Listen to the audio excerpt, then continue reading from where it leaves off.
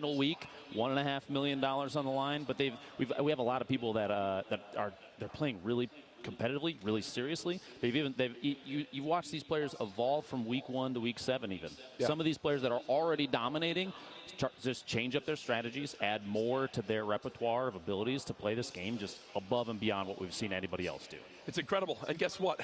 The action, while it's just starting for the mainstream right now, it's been going on all day. We've already had 3 different heats, 3 winners. We'll introduce you to who they were exactly here in just a brief moment. Earlier today, again, the Heat 1 winner, TB Sofa. Heat 2 was Psalm, and then finally, Heat 3 was Horrify. And I'm gonna be honest with you, I haven't really heard much of these guys, but that's the beauty of it. We're gonna hear about them this weekend. I would almost guarantee you start seeing some of these names pop up, especially after an event like this, you'll hear them again. You'll see them again. Yeah. They're going to start to make an impact. And I love that about Summer Skirmish. People have come out of the woodwork and suddenly become these shining stars in Fortnite, and I want that to keep going. We took a look at this earlier in the pre-show, and actually something that really stood out to me was, yes, TV Sofa, his first name is Alex, 5 limbs, built 279 buildings, which is awesome, but look at that stat at the bottom. Placed 98th in Game 1, but managed to secure the Victory Royale in Game 2. That's what put him on through. Pretty darn good if you ask me. Enough to win his entire heat, which is incredible. Right? That's a big change. You see here, I believe the gameplay from the end of his game there. Yeah, this is how it all broke down again. 4 Heat 1 and quick shotgun swapping. That double barrel. Yeah, number one. Love that. And again, you see just the setup that these players are participating in. Nerves are a major factor, Dr. Lupo. Now, as we move to Heat 2. Heat 2, Psalm. Harrison, 5 limbs, almost double the building of the Heat 1 winner. But you see in the bottom there, that Matt's gathered 4,000. It's good to have 4,000 materials across one game. You can do quite a bit with 4,000 materials, That's why he built double the buildings. It's because the man literally spent the entire games farming. But hey, that's the name of the game. Building is everything here in Fortnite Battle Royale. You see, utilizing that pyramid to kind of peek on out. Saw the player close and wound up getting that a limb. That was just his first in one of those games earlier on. You see here, even checking these player counts left at the end of these games, 5, 6, and the zone, the storm there starting to move, putting pressure on these players. A player like Psalm then has to know ahead of time what he's going to do. Forward thinking is really, really important, especially with the way that the storm can move and throw everything that you've planned off. Look at these bounces too. Look at this. He was using 2 corners to drop nades down onto the Vertex skin down below. Gets that Elan to win the game. That's Are you why kidding me? That's why I'm casting and not playing. Yeah, absolutely. People are like, why aren't you playing, Jack? I don't know why they sound like that, but it's because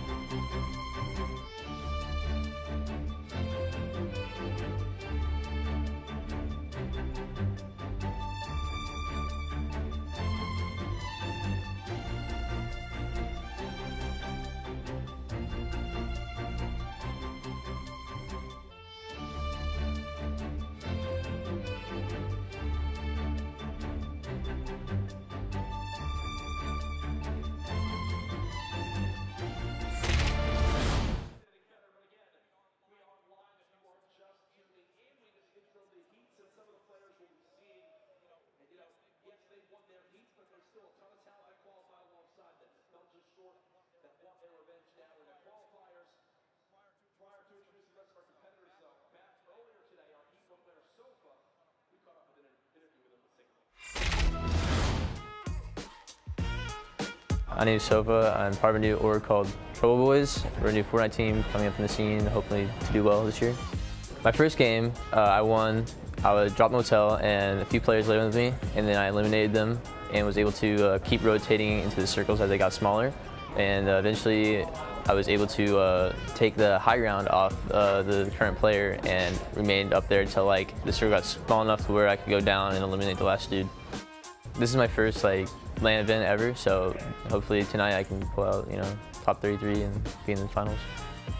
The games tonight will be a lot harder than the first qualifiers today due to the winners move up, and like a lot of the winners I play against them every day, and I know how they play, and I know they're gonna like fight like correctly, and you know when to take fights and know when to not, and you know eventually when the circle gets really small, there's gonna be a lot of people left, and it's gonna get really chaotic at that point.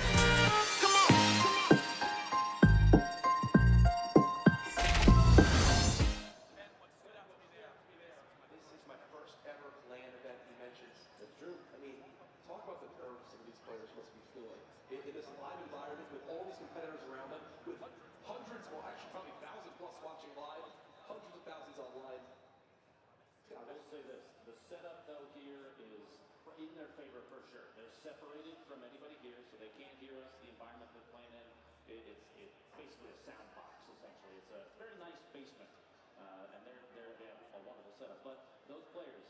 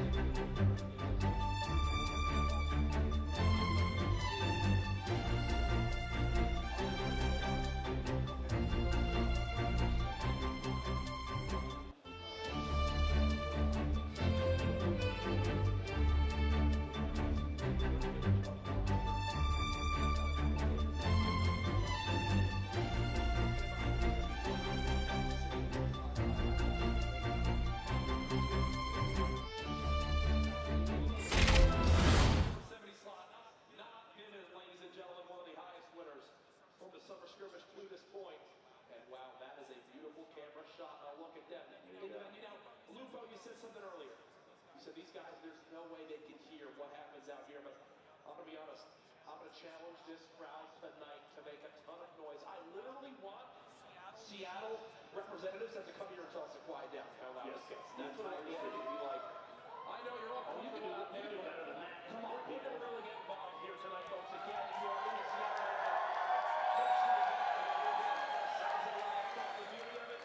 this is just day one. We're here for the same thing tomorrow, the following day, and then it all ends Monday with the $1.5 million being distributed amongst the top 100 players. That's insanity. I look forward to every play we see, the crazy building, the shots coming out from people, the positioning, the knowledge that players that are watching right now that want to get in the competitive scene, you can pick up so much from this. Please keep that in mind too. If you are looking to get into Fortnite, the competitive side, Summer Skirmish, and everything that might happen beyond, this is the event to watch. You're going to see a lot of craziness come out. People ask all the time, how do you get involved with it? Watch, learn from the best. Get involved in the conversation. Hashtag.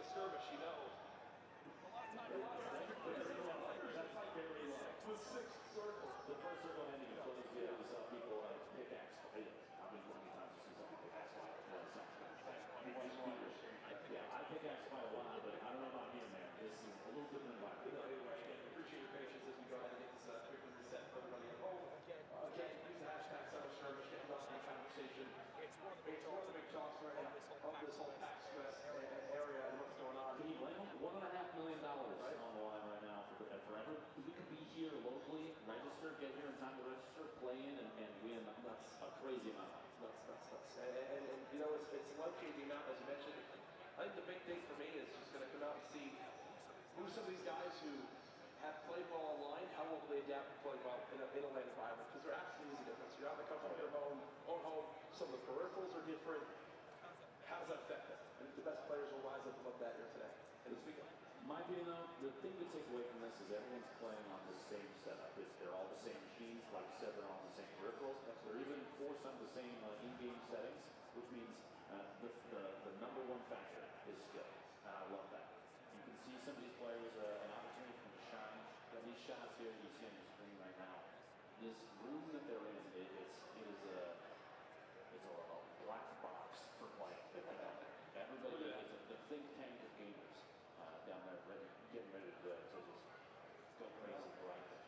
We love it. That's again, see everyone talking on there, getting everything sorted on out. We'll get that issue figured out and we'll get right back into the action. For now, though, on your end, we're obviously seeing a lot of stuff going on in game.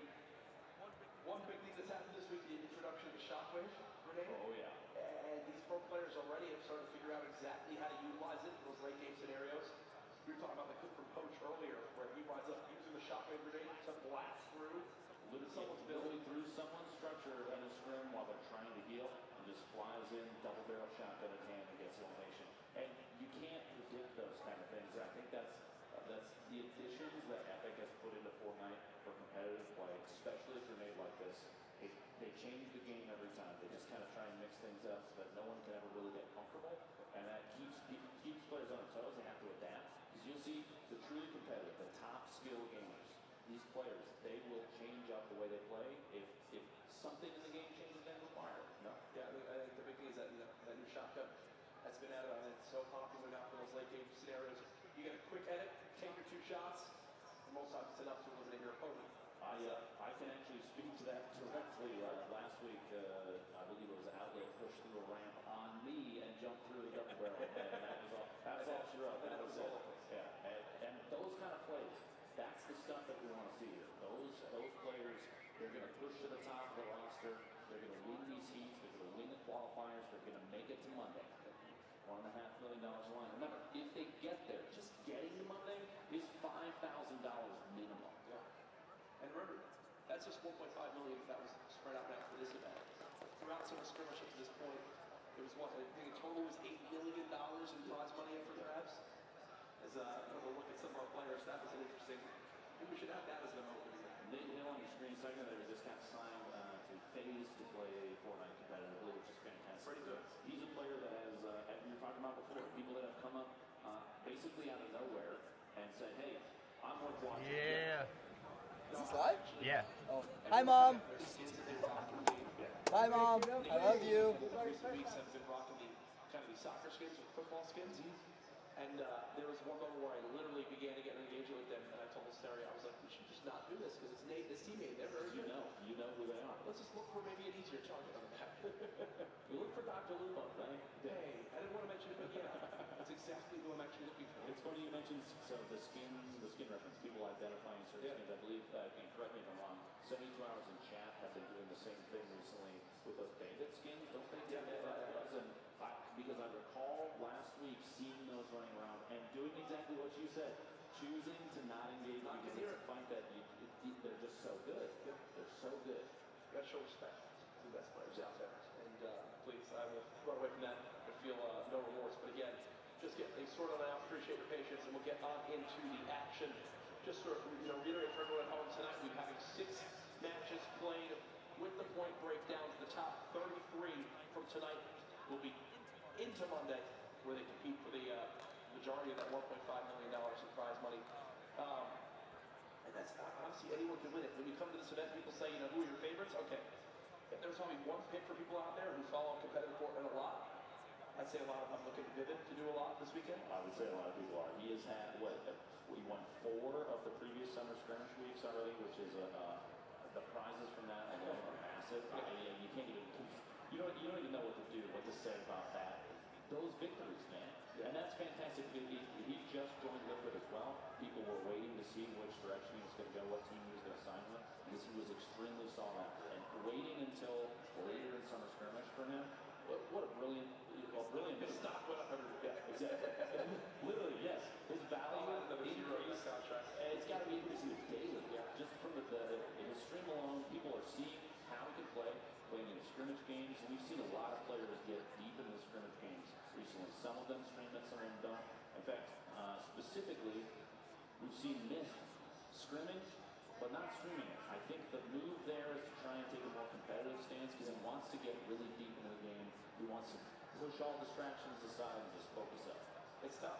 I mean, as a content creator slash streamer, while trying to also be a pro player, it's a lot on your plate. And you got to kind of put in the time that's needed to compete with the best. So I think we'll see that this weekend. The players who put in the time will definitely filter towards the top.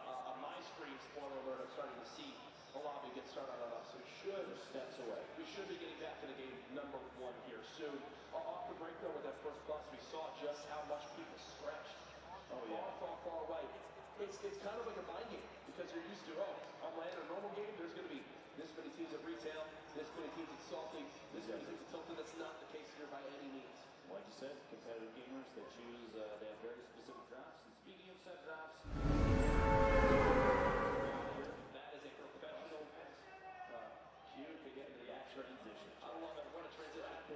We are now ready for game #1. A much different bus path from the previous one. We have a north to kind of southeast, which means that southwest corner, granted there's a giant, there's a cut out of the terrain, but I would bet that Greasy and Flush, contrary to maybe a public match, they will be populated. You will see players go there because the stretch is important, the distance they have to travel, and it all depends on the play style. We were talking earlier about whether you land, if you land at the POI versus you land in the boonies, so to say. Hey, that's a gameplay choice. You're choosing whether or not there is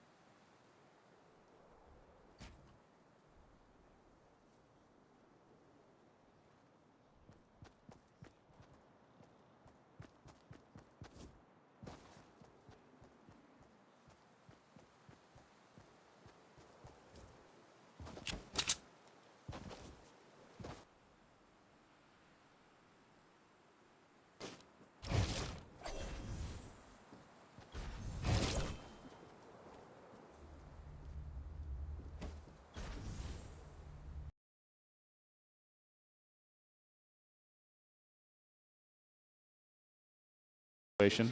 Now here's a look at the zone, and Ben, I'd love to hear your thoughts on this. You see a Players number of all around the Oh, yeah. outskirts, but what are the benefits of getting in the zone early on when the zone updates? They call that gatekeeping. You Okay. have an opportunity there. You get inside the white circle, the safe zone for when the storm moves next, and you can watch for incoming players. People that might have been, they might take engagements from other players that are trying to push in the safe zone. You just sit in the top of your 1-by-1. We've seen in previous summer skirmishes, players like Tfue will pick up a scope AR. You did it to me with a thermal. I did indeed, and I That's why I apologize asked for you. that. You did it last week. Remember, Jack? No, you'll see players sit at the top of these things and they'll wait. And it's not necessarily slow play, it's intelligent play. Yep. They're looking for chances, opportunities to take on people that are in disadvantageous positions and say, I'm here and I can get the last shot on you, because every elimination counts. You said if they get to 3, that's a point. Yeah. And this is a very awkward scenario right now for 72 hours, and here's why. The man has no shields. He's got the storm at his back. He's got to push forward. And only 75 HP. He does so have many 5. things one shot him. He's got 5 bandages. He can fight against storm damage a little bit. It's not going to tick for more than 1 until it closes, and there is a launch pad that he could use. More bandages as well. It's kind of like he just sort of won the bandage lottery there, sitting at 10. And you can use the launch pad and try and fly past these players. The choice to avoid an engagement rather than take it is a huge one, because that means that, especially somebody like 72 Hours, he knows the right thing to do there is worry more about the storm and less about these people that you know they're going to end up fighting each other. Like Blue T and Replays right now, a little bit of a build fight. Replay looks like he's looking for a snipe shot. You see him he's jumping and whipping back. Here it comes. Oh! There it is! Replays with the headshot. It's only on right Blue he's T in on the way in. phase. He's got to have a sniper. I'm pretty sure when you join phase, there's like a contract where you can only use snipers. I guarantee in those you, close scenarios. The thought of a 360 went through his head before he hit that shot, and that put him at 3 elims. That's a point. And now that's a point. He's the second player. Actually, Dremin hit 3 limbs earlier on. Ashton with an engagement. The drop there, putting him down to 18. He was at 51. Took some shots from the player that he's in a fight with here. And those little triangle builds, building up. Not enough. Dester gets the shot in there on Ash, who pushed through the wall. The spray down of the surface. You saw him kind of try and whip back, block him out, but it wasn't fast enough. He snuck inside the box and got him. But even right here, Flame is sitting on the top of the tower. This is the situation that a lot of these players are going to face, is they build into these boxes, these cathedrals, and there's more than who you know. Gatekeeping. Exactly. Vivid waiting right there at the edge, just trying to pick up what he can. A heavy sniper here. Hands a few, but he's going to try and shoot down that green AR, just spamming out the build. This is again for his third elim, and we sound like broken records with some of this stuff. The points they're so important. The points are everything. Again, if you get 3 or 4 elims, you earn yourself 1 point. 5 to 6 elims is 2 points. 7+ elims is 3 points. And then there's also points for placing. Placing is 4th super through important. 10th, you earn 1. 2nd and 3rd, you earn 2. First place is +3. The edit there, do you see that? It replaces the wall, places the wall, edits a window so fast to try and get the shotgun, the pump shotgun shot off. He's going for it. You see every time. He got it, he got it! Right there, gets the shot. What a fast edit. He's doing such fast edits, he's confusing himself as he's just trying to get in the box. Swapping down over to Dester. 5 HP. And there's the drum gun. The drum gun. Right now, Dester just holding down left click, trying to keep the wall up. Turbo mode coming in clutch for situations like that, where he can just keep his opponent out as long as he's got the build up, holds down that left mouse click. And this is almost a must. Flame. What? 5 HP in a dream. He popped 2 minis. So he's at 55, but he didn't take. Oh! He got 3 limbs though. He got 3 limbs. It's a point. Turkey Lips coming in third partying, basically a melee combat third party to try and get the last elimination. And third partying is something that we talk about so much. If you watched any of the summer skirmishes up to this point, I'm sure you've heard the commentators talk about it. Why is third partying everything in these events? So you have 2 players like this right here, 72 versus his opponent right now. There could be we'll say, third party that can come in, and somebody that knows that there's a fight going on. Assuming they're weak, damage. Exactly. Get a free kill. And say, this elimination is mine as well. You see on your screen, 6 players right now. Even though Replays and Dester are both eliminated already, 6 players already have 1 point from this first game of 6 for this evening's qualifiers, which is huge. Yep. You're going to see a lot of players play safe, especially the ones now that have that point obtained already, because it's just a smart play. TB Fulmer actually just moved up there as well. 36 players remaining as we move in towards our next zone. This was Turkey Lips earlier on. I think this is when he saw that, push. that free little elim. as he went for it here. Quick break, and then hello. That new shotgun, man, the double barrel is something special. An intelligent play there, too, to wait until what is essentially the fight has played out. So, there's no reason to push in early because you don't know what they might be carrying. Imagine pushing into that box and there's remote explosives on the wall. You put yourself in a situation where you're going to get eliminated. He waited to the last second and said, okay, now he's healing. They listen for those audio cues, the bandage sound, the drinking the minis or the big shield, and they know when to push in. Ladies and gentlemen, we actually just had our first player hit 5 elims. Fulmer just got 3 elims in the last 30 seconds to move from 2 to now 5. Settled that him at 2 points so far this game, but the action as we see Nibs, who's already got a point on the board in total, he's out of materials, no builds left, and he's out of luck here. Asuji taking the elimination just as the zone is closing in, but Struggs is up top. This is that third partying that we were talking about. He's got a window edited open. He's just tapping down below, seeing if he can pick up that last elimination. You have Horrified. Fuzzy's like, please no one know I'm here. I'm down here with 1 HP, guys. Don't worry about it. He's got his hunting rifle out, but you know he's not going to engage anybody. That's a play for position and knowing that if he steps out of that box, that's going to be all she wrote. Yep. Horrified trying to take some shots there. Struggs, you see earlier, I was talking about Struggs, third partying from the top of that tower, gets the elimination of Basuji with the rifle shot, 82 meters out. Nades coming in and just waiting to see if he can hit that hunting rifle shot. Exits had a campfire, cozy campfire used in there. Powder underneath Horrify there. Punisher taking shots. Just the purple AR tap fire in these buildings. Some stink grenades to try and push an opponent out of their position. Because Punisher may or may not realize there are 2 targets over there. The second one back to the left and actually lower than the one that he was engaging. Here you go. Fulmer did go down, but he is at the top of the board with 5 eliminations, which puts him at 2 points. The only player right now with 2 points in this game. Yeah, and Turkey Lips is close. I think the big thing for Turkey Lips right now is he's only 6 meters, 7 meters from the zone. So he'll be able to rotate quite quickly. No. Again, I like the use of that impulse grenade by Punisher. Saving materials, just impulsing up to the high ground instead of having to build himself, wooden ramps. Every wall counts late game, Dr. Lupo. See him smacking these trees too. Leaving them up too. One of the things that competitive players tend to do, especially early to mid game when there's movement happening. And this is Fulmer, by the way. The push to 5 eliminations gets 1 outside the zone there on Prodigy Aces. But they'll farming those materials, they'll leave trees up and not knock them down because when the tree goes down, you can see those from anywhere.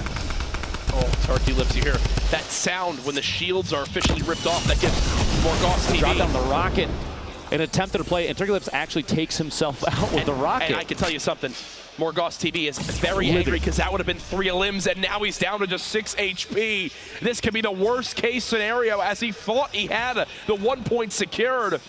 He's got to push inside still. The Storm, 20 seconds left, and he's got players boxing up in front of him. He's reloaded. He's good on materials, at least for an initial kind of box up. He can build himself some structure, but after that, he's very 400 might seem like a lot, Jack, but it's just not when these players are going to start spamming buildings down.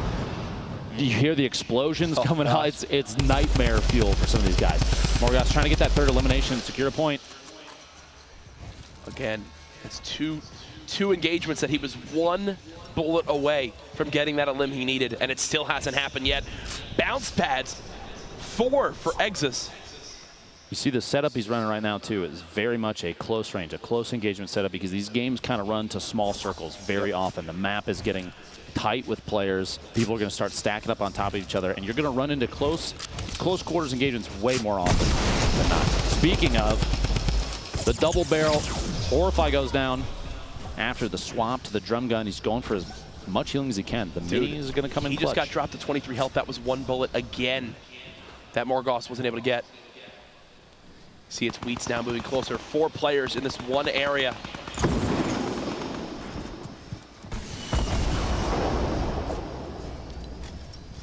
Just continue to shield on up, only 73 health. Looking for that perfect third party, engagement. Doesn't want to get a straight up 1v1, especially with this little HP. Now they've got to start making moves quick too, because you see there's 21 players left and 20 seconds before. This is the first time the Storm is going to move in this first game. finishing a challenge there. Well done, Morgas. But the Storm is going to start to move, and that's why Morgas is moving already. He's trying to prepare ahead of time, and you'll see a lot of players do that, but you'll also see some players, especially if they have bounce pads, they'll wait to the last second because they don't have to move early. They can let everybody else get into position and start fighting each other, and then kind of sneak in. They're trying to slide in underneath all the combat. Here it goes, Storm folks. starting to move. Everyone's swarming. Morgoth turns, tries to put more Still damage that third downrange. elimination. Still hasn't gotten his third elim. Tig set up outside the zone. He's got to move in as well. Here he goes. Expect him to place floors, walls, ramps, trying to build for that high ground. The Storm hits for so much damage at this point. A little build battle going on down the quick edit. He misses it. Now he'll drop on it. There's a trap that hits him for the full 150. And now he realizes just how desperate of a situation he's truly in. The panic build's coming on in. The quick drop down as well. The sign of a great player. As he's able to recover for the moment. He's actually in a wonderful position for the next circle. You see in the top right, he's already in the west side, and it's going to go north-northwest. He could just slide along with that. But these shots, this is the time. There's 20 players left. You have to remember, top 10 minimum to get a point, and that means everybody's going to play for position. And a bad position from Tig gets shredded from up top.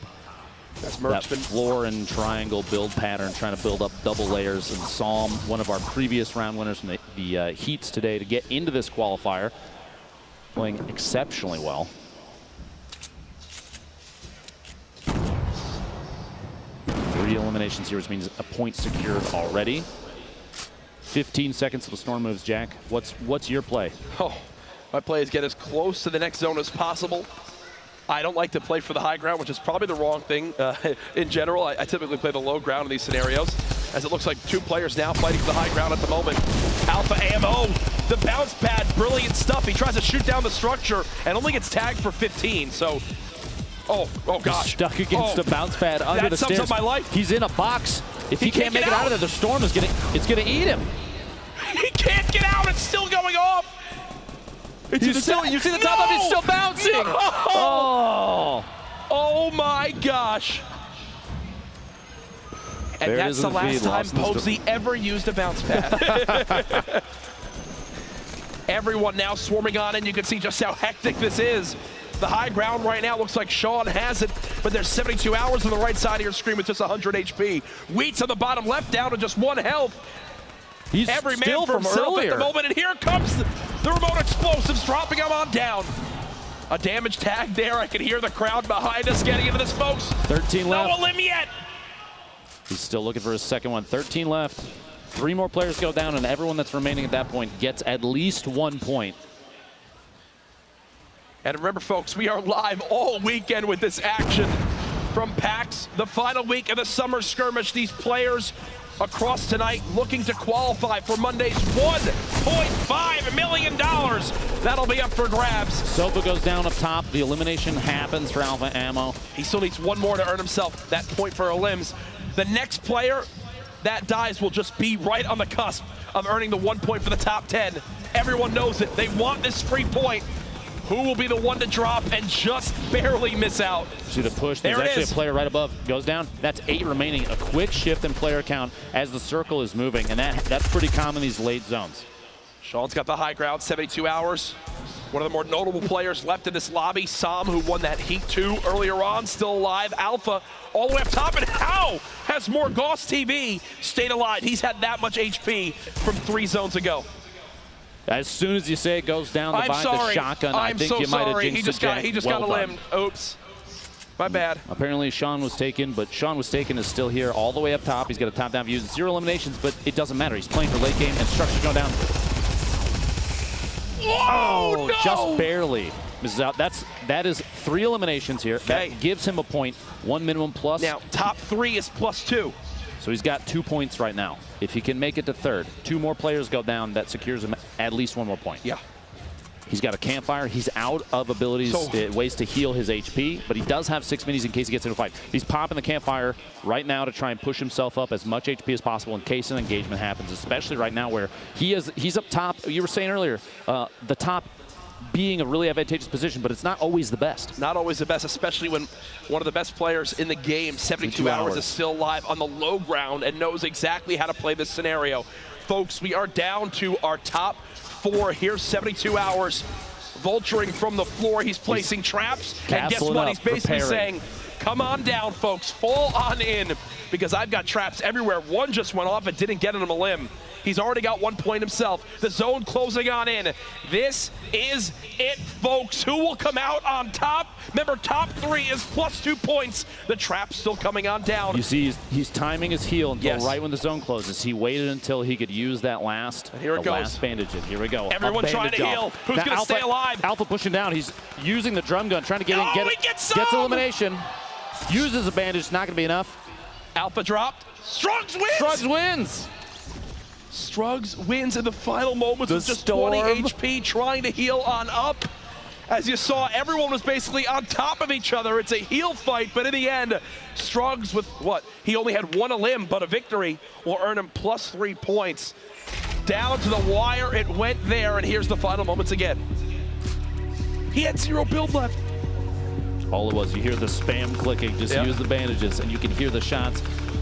At this point, though, Struggs' mind is basically thinking, I'm either going to get a heal off, or I'm going to go down. Look.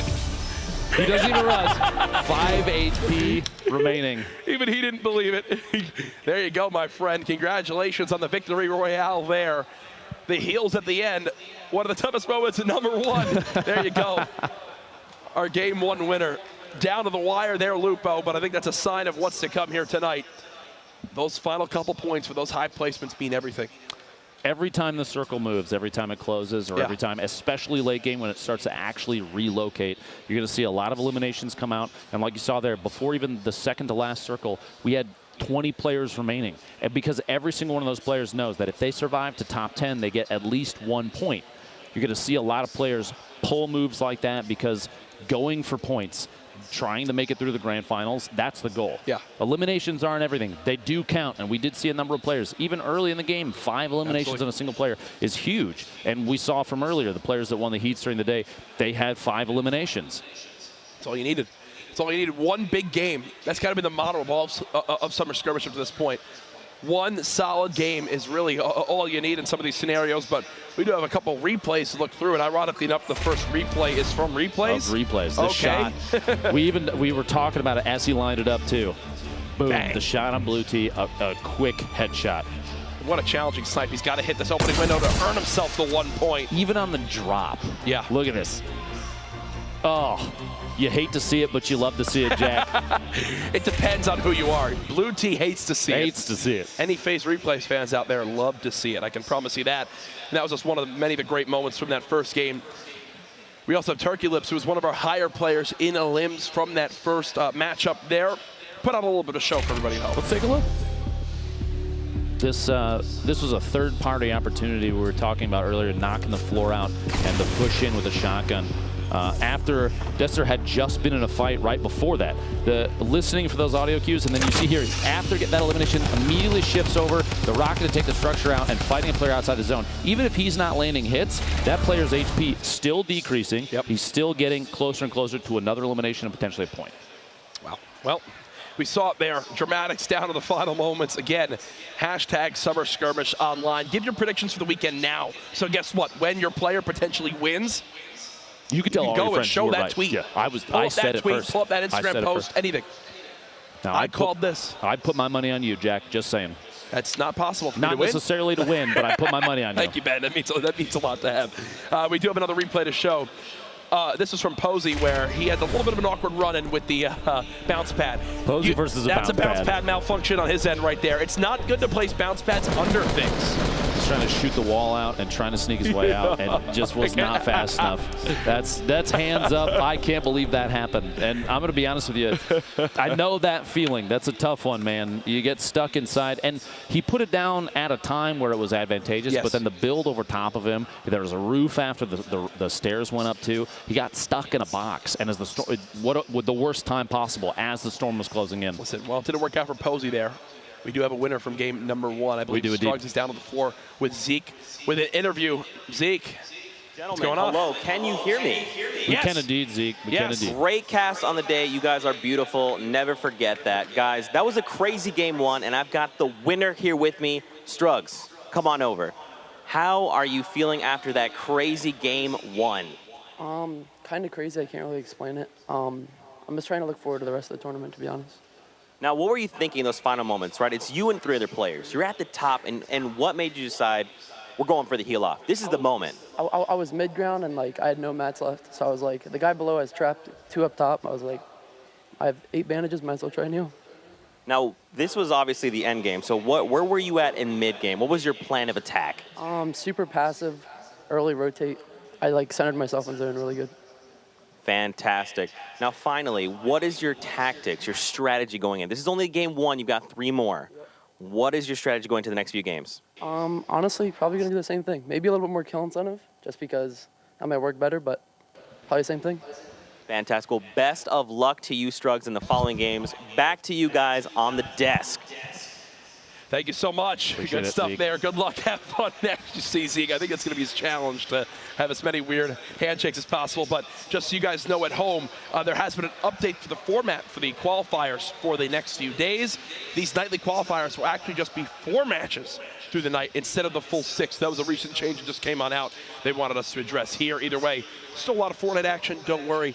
We're just getting started, Jack. Yes, we really are. And that was just game number 1. Already what? We've seen heel-offs, build battles and edits. We've seen crazy headshot snipes. Headshot snipes that are brilliant that I wish I could hit. One day. Both of us, my friend. One both day of I'll us. get there. One day I get there. And I'm seeing on my end, they're getting the lobby all set on up for game number 2.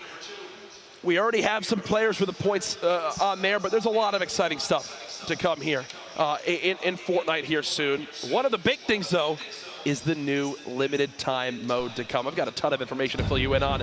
Fortnite presents High Stakes. We are super excited to give you the first look at High Stakes, a brand new event coming to Fortnite next week. High Stakes is made up of a brand new limited time mode called The Getaway, a new wildcard outfit with selectable styles, and a free set of challenges that unlock rewards. Tune in tomorrow for a first look at the outfit and glider that will be coming to the item shop when High Stakes launches next week. I mean, come on, Look at people. his skin, Jack. Might be the Are most. you kidding me? Are you kidding me? Are you kidding me? A jeweled llama. I want that thing. Where can I get one, Jack? I want one in my house right now. By I think just playing. I don't know. I don't know how else we can go. Is that? Yeah. Wait. So I play the LTM Yes. and I get the jeweled llama. Well, No, I I'm guess not that's the confirming only that. option. I'm not confirming that. I'm not. That's above my pay grade. I don't know. But either way, that new event comes next week. Tune in here throughout the weekend to see more and more about it because I'm sure there's going to be a lot of reveals. Always excited to see new, fresh stuff coming to Fortnite. I'm excited. And anytime they kind of add something new, you see players develop new strategies to play, Yep. New ways to like build around their opponents and the crazy setups that they change and utilize. And there's going to be so many things coming out from Epic. It's going to make your head spin, Jack. It's going to make physically your head will spin, Yeah. which is really bad for you. I don't know any of it, but If you it did, sounded. I mean, it look sounds at, like look it's at their gonna be track cool. record. Every week, I feel Yeah. like they're hitting us with something new. Oh, no, And they have. I guarantee you, it's not going to stop. You love to hear that. You absolutely love to hear that. And I'm all for it. You know, we know Season 5 is probably the end's on the horizon. All of us out there wondering what on earth is What's the happening cube doing? with the purple cube that's just rolling around the map. What is that thing? It's taking a tour of the map. I've heard so many rumors. It's going to destroy Loot Lake.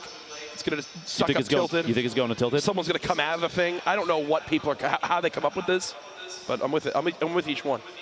The anti-grav zone that I put down right now just That was north so of Fatal sick. Fields. That's created so many opportunities for people to do some really... There's been clips I've seen on Twitter of people going for just like jump 360 no-scopes. we've been gone for a day, but it's already crawled up that whole mountain and walked to the other side. Still rolling. And it's still rolling. Still rolling. Yeah. That's what happens when you miss out on one day of Fortnite, apparently. Yeah, look, this is what happened. Why, Jack, we're missing out, dude. I'm going to walk out of here. Imagine. But no, again, for everybody at home, again, if you missed the update, we are just playing 4 matches for these late night qualifiers for the next 3 days, down from 6. Either way, still so much Fortnite action. Game 2 should be underway here momentarily. We will have a leaderboard update here soon for you guys later on tonight. But If this isn't enough, too, if one day's not enough, you're in luck, actually. If you're here at PAX West or if you're at home, you can watch all 4 days online. Yep. We have every evening. We've got these qualifiers into the grand finals on Monday, $1.5 million. And no matter what, if you make it to the grand finals, that's $5,000 minimum. yeah. That's amazing. And you know, there's so many big names out here. We actually had a chance to catch up with some of the more celebrity-style players. Let's take a look. Oh! No way! Yeah, boy.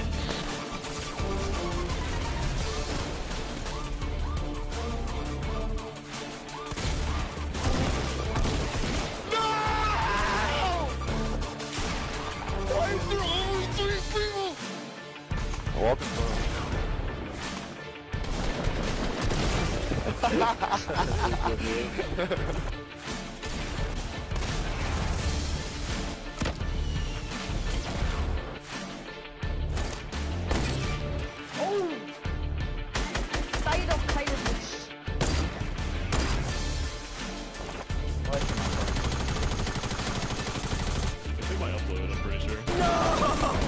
Drive away, driver! Go, go, go! What the hell?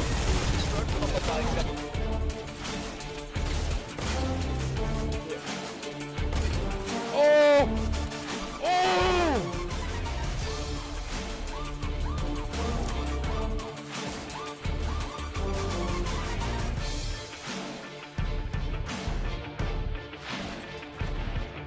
20 bomb, let's get it! 20 bomb! We're so oh, please, one shot! No! And that was a look at some of the gameplay of some of our top performers so far in the Summer Skirmish up to this point. All of them will be participating this weekend live here at the $1.5 million final week of the Summer Skirmish with action throughout the weekend.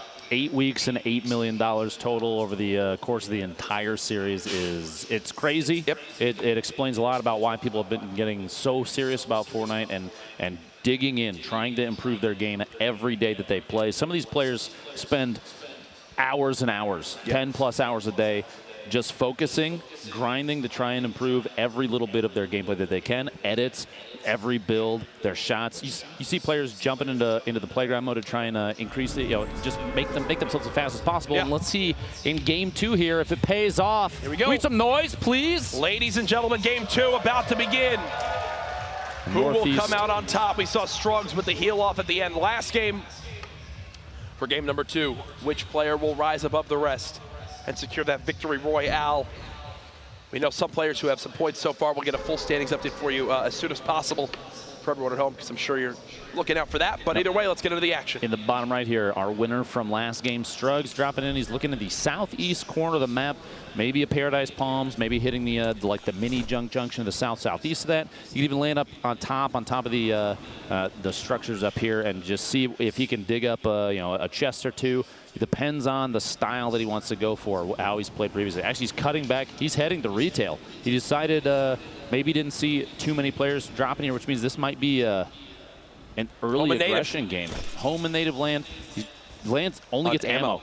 Is relatively unlucky. If there's somebody in one of these buildings close and they spot him on the move out here, this is the worst thing ever. This could be a very bad position. Now, right here in front of this little tent, there's sometimes a weapon spawn. We'll see if he gets a chance to get one. Oh my goodness.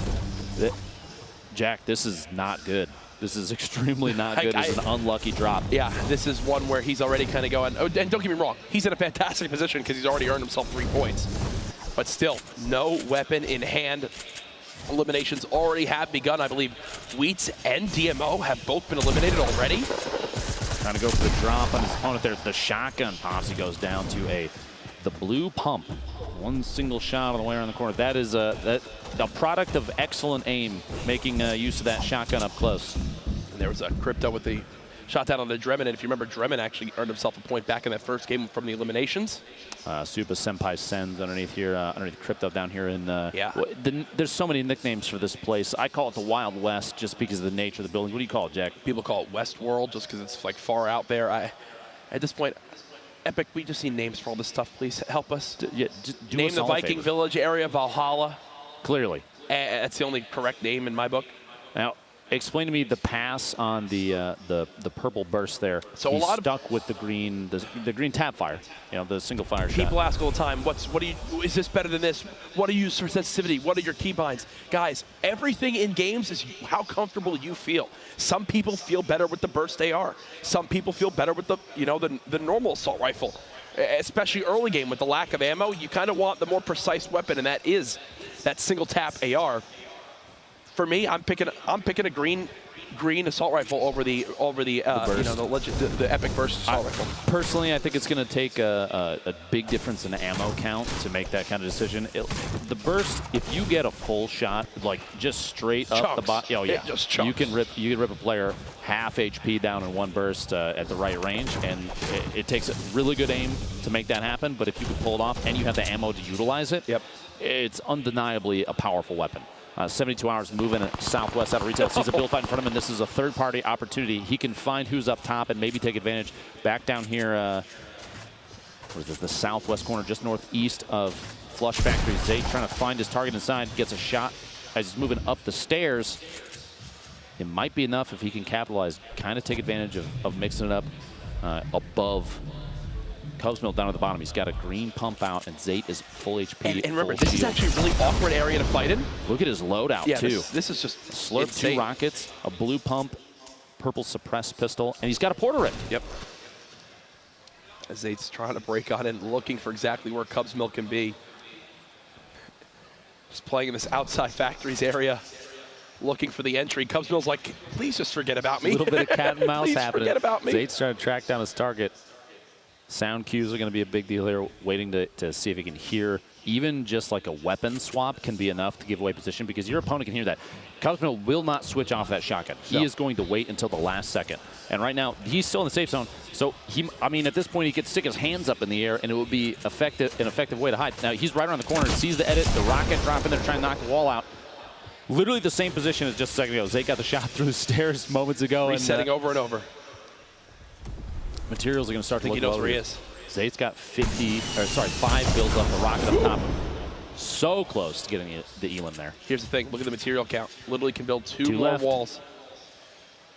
It might even be a good opportunity soon to go for that box that's just sitting out in the open. If he can't locate and eliminate Cubs Mill easily, you might have to worry about building some material, because there's a potential chance for a build fight. Now, it also depends on Cubs Mill's materials right now as to whether or not pushing is a good idea, and Zate won't know that. Earlier, though, at the top down, you see Mars City's building up top. Gets a very long-range shot with that shotgun there. That's a beautiful inventory to have. Oh, yeah. The shotgun, the assault rifle, the quick drum gun swap, the hunting rifle, and a mini. That is really all you can ask for. And I believe we've just heard from production that Zate just completely left that fight. The porter we just saw. He used the rift to go and got on out of there. Seeing the feed, Wolfman going down to C9's Top Boy, Enigma in a box here. And it's play so safe. We keep talking about audio cues. It's so important to listen. He was just hearing minis get popped on just the other side. Makes you wonder if Nate knows that he's underneath. Now, up here, Cubs Mill. You had back engaged with Zate. Chased him up top. Cubs actually went after this elimination, saying, you don't get away from me. No, no, no. Zate just used his slurp, so every second that ticks will help Zate. He's trying to keep this high ground. He does not have a lot of materials. See him smacking the roof, just trying to get. You see he's going to push up to 30 wood. He's got 3 wood builds now and 1 stone, and that's it. Nate Hill still, he's looking for the player that is hiding underneath him. Enigma still trying to sneak away those sound cues. And he just saw 52 damage health headshot tag. So for him, he's going for this right away. Absolutely. Except to try to just kind of mouse one through this wall. Doesn't quite finish the elim yet. He got a shotgun tag a little too far away to secure that elimination. 1 shot from that double barrel, but it's super effective if you are close enough to the target. And it finds him, gets the 145. Almost doesn't even matter how much. It's a lot of damage, just as my professional opinion. It's a lot of damage now. I'm looking at the mini-map, too, in front of me here. Players having to push all the way towards the south side of the map. It's a long run for a lot of players who landed anywhere in Pleasant Park, Tomato Temple, Lazy Links. We even have a player moving in from Junction in the northwest. Look at this build battle in the top right. Huggable guys looking for the third-party engagement. The pyramids being built up, stopping any build opportunity. Sign of a fantastic player. And edit his way down, gets caught off guard there. A shotgun shot puts him at 56 HP, I believe. And Horrifying goes down to Jack's shotgun push there. Top of retail looking terrifying. I believe Jack is the youngest player on the United lineup for Fortnite. They brought everyone out there from the team. Met up with one of their general managers earlier on. You have 3 players still here on this side of retail. So potentially engagement still happening. It surprises me, though, that with the sound that was made from that, the shotgun shots, they're pretty loud. You're going to have players third party, but nobody took advantage in that moment. But Jack is getting pushed on. His opponent does have a top down on him now. What you just saw right there was a brilliant, brilliant counter build play. Jack went to go pyramid above his opponent, but his opponent, Sean, placed floors below his ramps to stop the ability to pyramid up top, which let him keep moving forward with his builds on the high ground. Full advantage now to Sean in this engagement versus Jack. With the amount of health he has, the weapon swaps he can use, I'm expecting him to win this 10 out of 10 times. Puts it down, gets the edit, and he's trying to go for just a perfect time push there. Listen for those sound cues, see if he can keep track of where his opponent went.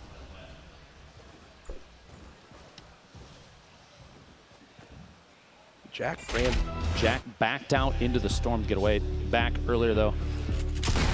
The pop down on Cubsville, Zate secures it, and that was after popping the slurp, which turns out he didn't necessarily need, but it was a smart play at the time. Now, Jack, we were just saying, this is a smart play. And what I just say, ticket for one. Literally, I was so confident in his opponent to beat him, and Jack knew. Like, I don't just say he's going to win 10 out of 10 times without kind of knowing how good of a scenario Sean was in. Jack knew that too. Jack recognized that as well and said, literally, this is so unwinnable that I'm going to run into the storm to reposition. Like, I'm going to be honest, that really validates me as a caster for a second. It feels good because literally really that was so unwinnable that he just said, forget it, I'm running into the zone to leave this. Now, Tempo Pain dropping those grenades out there. The goal here, drop his opponent down and throw them off any kind of cadence they have. Oh, he's near the cube. He is near the cubes. I think he's you see him generating shield right now. Yeah. There it is. It's part of this is a three-man fight.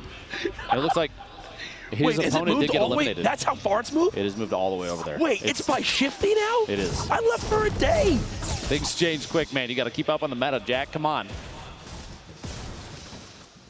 Now, Morgas, we saw this was a player the last game was struggling to try and get his third elimination to secure that single point, trying to get that point. He's boxed himself in. He's top of Salty. He's building up a lot of quick edits to change his angles versus whatever opponent might try and sneak up. He's got a player underneath him. He's got Psalm between him and the top of Chimney Rock. He's got a number of players that are going to rotate in from the north and northwest sides right now. So this is a perfect third-party opportunity. Granted, he doesn't have anything long range. A drum gun, a minigun. He has a legendary heavy shotgun. The remote explosives. A loadout like this, he's hoping for late game. Here's a look at Vivid. Someone who has won multiple times in the early weeks of Summer Skirmish. He's going to go for it all. LMG now in hand as he's hearing the shields get popped. Try to juke his opponent right there, his goal. Hit the close wall, force his opponent to build out and try to catch him as he builds above. Vivid keeping this high ground. He knows that is everything, but unfortunately, there's that third party as someone has just peeked from up above. He may or may not have realized that there were shots from above here. And right now in this game, by the way, 2 players with 3 eliminations, Marcities and Top Boy, which means they both have a single point apiece. Trying to defend against these shots from the player underneath him. The low shot count that he was getting, that was coming at him, you notice he never built the triangles to double layer the floor. Yeah. That was, I think, the expectation there from Vivid is that, ooh, what a snipe. The expectation being that he doesn't think he's going to get shot at enough that he has to double layer. That means his opponent might be low on ammo, and he can disengage. They're going to disengage. They don't want to necessarily hit the shots. Use that bolt action to take out the ramp as his opponent was building up, and it forces them to drop down. They're closer to the zone. They're going to build back away from him, and he's just trying to keep pressure on them. Vivid knows he's in a very rough spot right now. He was just engaging with this player. He did hit the body shot, so they're at that time a max of 95 HP remaining. He's a hit for 105. Blue bolt action, and the grenade launcher going to come out. Top left, tilted, looking hot right now. Shido securing an elimination, the first one this game. Vivid is boxing in. He's made it into the zone, and this is actually where he becomes one of the best players in the world. Don't get me wrong. Vivid is great throughout the whole game, but where he truly, truly excels is when it gets into little battles like this. These one by ones, these quick edits, these maneuvering around the close areas. Look at this. People all around him. 3 players in that tower, and Vivid is going to stay down below, maybe wait for a third-party opportunity, because if these two are going to engage each other, he doesn't have to push. If you play for position, if you play for ranking, that's crazy important. Now, what Vivid doesn't know is this is actually who he hit with the 105 body shot earlier. Cerverza, who didn't have any healing. You see here, the edge of Salty is that's a lot of players in one spot, Yes, Jack. yes, it is, man. Yes, a lot it of is. third-party opportunities, but also, man, you put yourself out there, everyone is going to look for that pick. Everyone is going to try and take shots because those sound cues they're going to go off. People are going to hear the gunshots, and you'll see heads popping up like gophers left and right. Absolutely, as people are going to have to move on in at some point soon. Now, this zone, which was crazy that it was pushing everyone to the south. So here's the thing, right? Everyone was having to move to the south part of the map. This third zone, Ben, just stayed at the top north part. So the majority of the players are actually already in and around the zone, unlike last game when we were in this scenario, which is why I think we're seeing so many more people turtled up in these 1x1s with still 48 left. So you're Vivid, who was in the bottom of that tower. I'm telling you, this is where this man works, Ben. I'm telling you, this man works. Catching Cesarza off guard there. The shotgun shot. And they build those catacombs, the multiple little chambers in there, in an attempt to throw people off on positioning. Because you don't necessarily, if you have 3 or 4 of those little 1x1 boxes built up with the roofs on top, you can't necessarily track where people are. And it gives you the chance to kind of sneak around inside. And like Vivid did there, like you saw, he just edits his opponent straight down, takes the opportunity to take the shot and get the elimination. So a quick update for everybody at home. Right now we have 4 players who've earned at least 3 elims.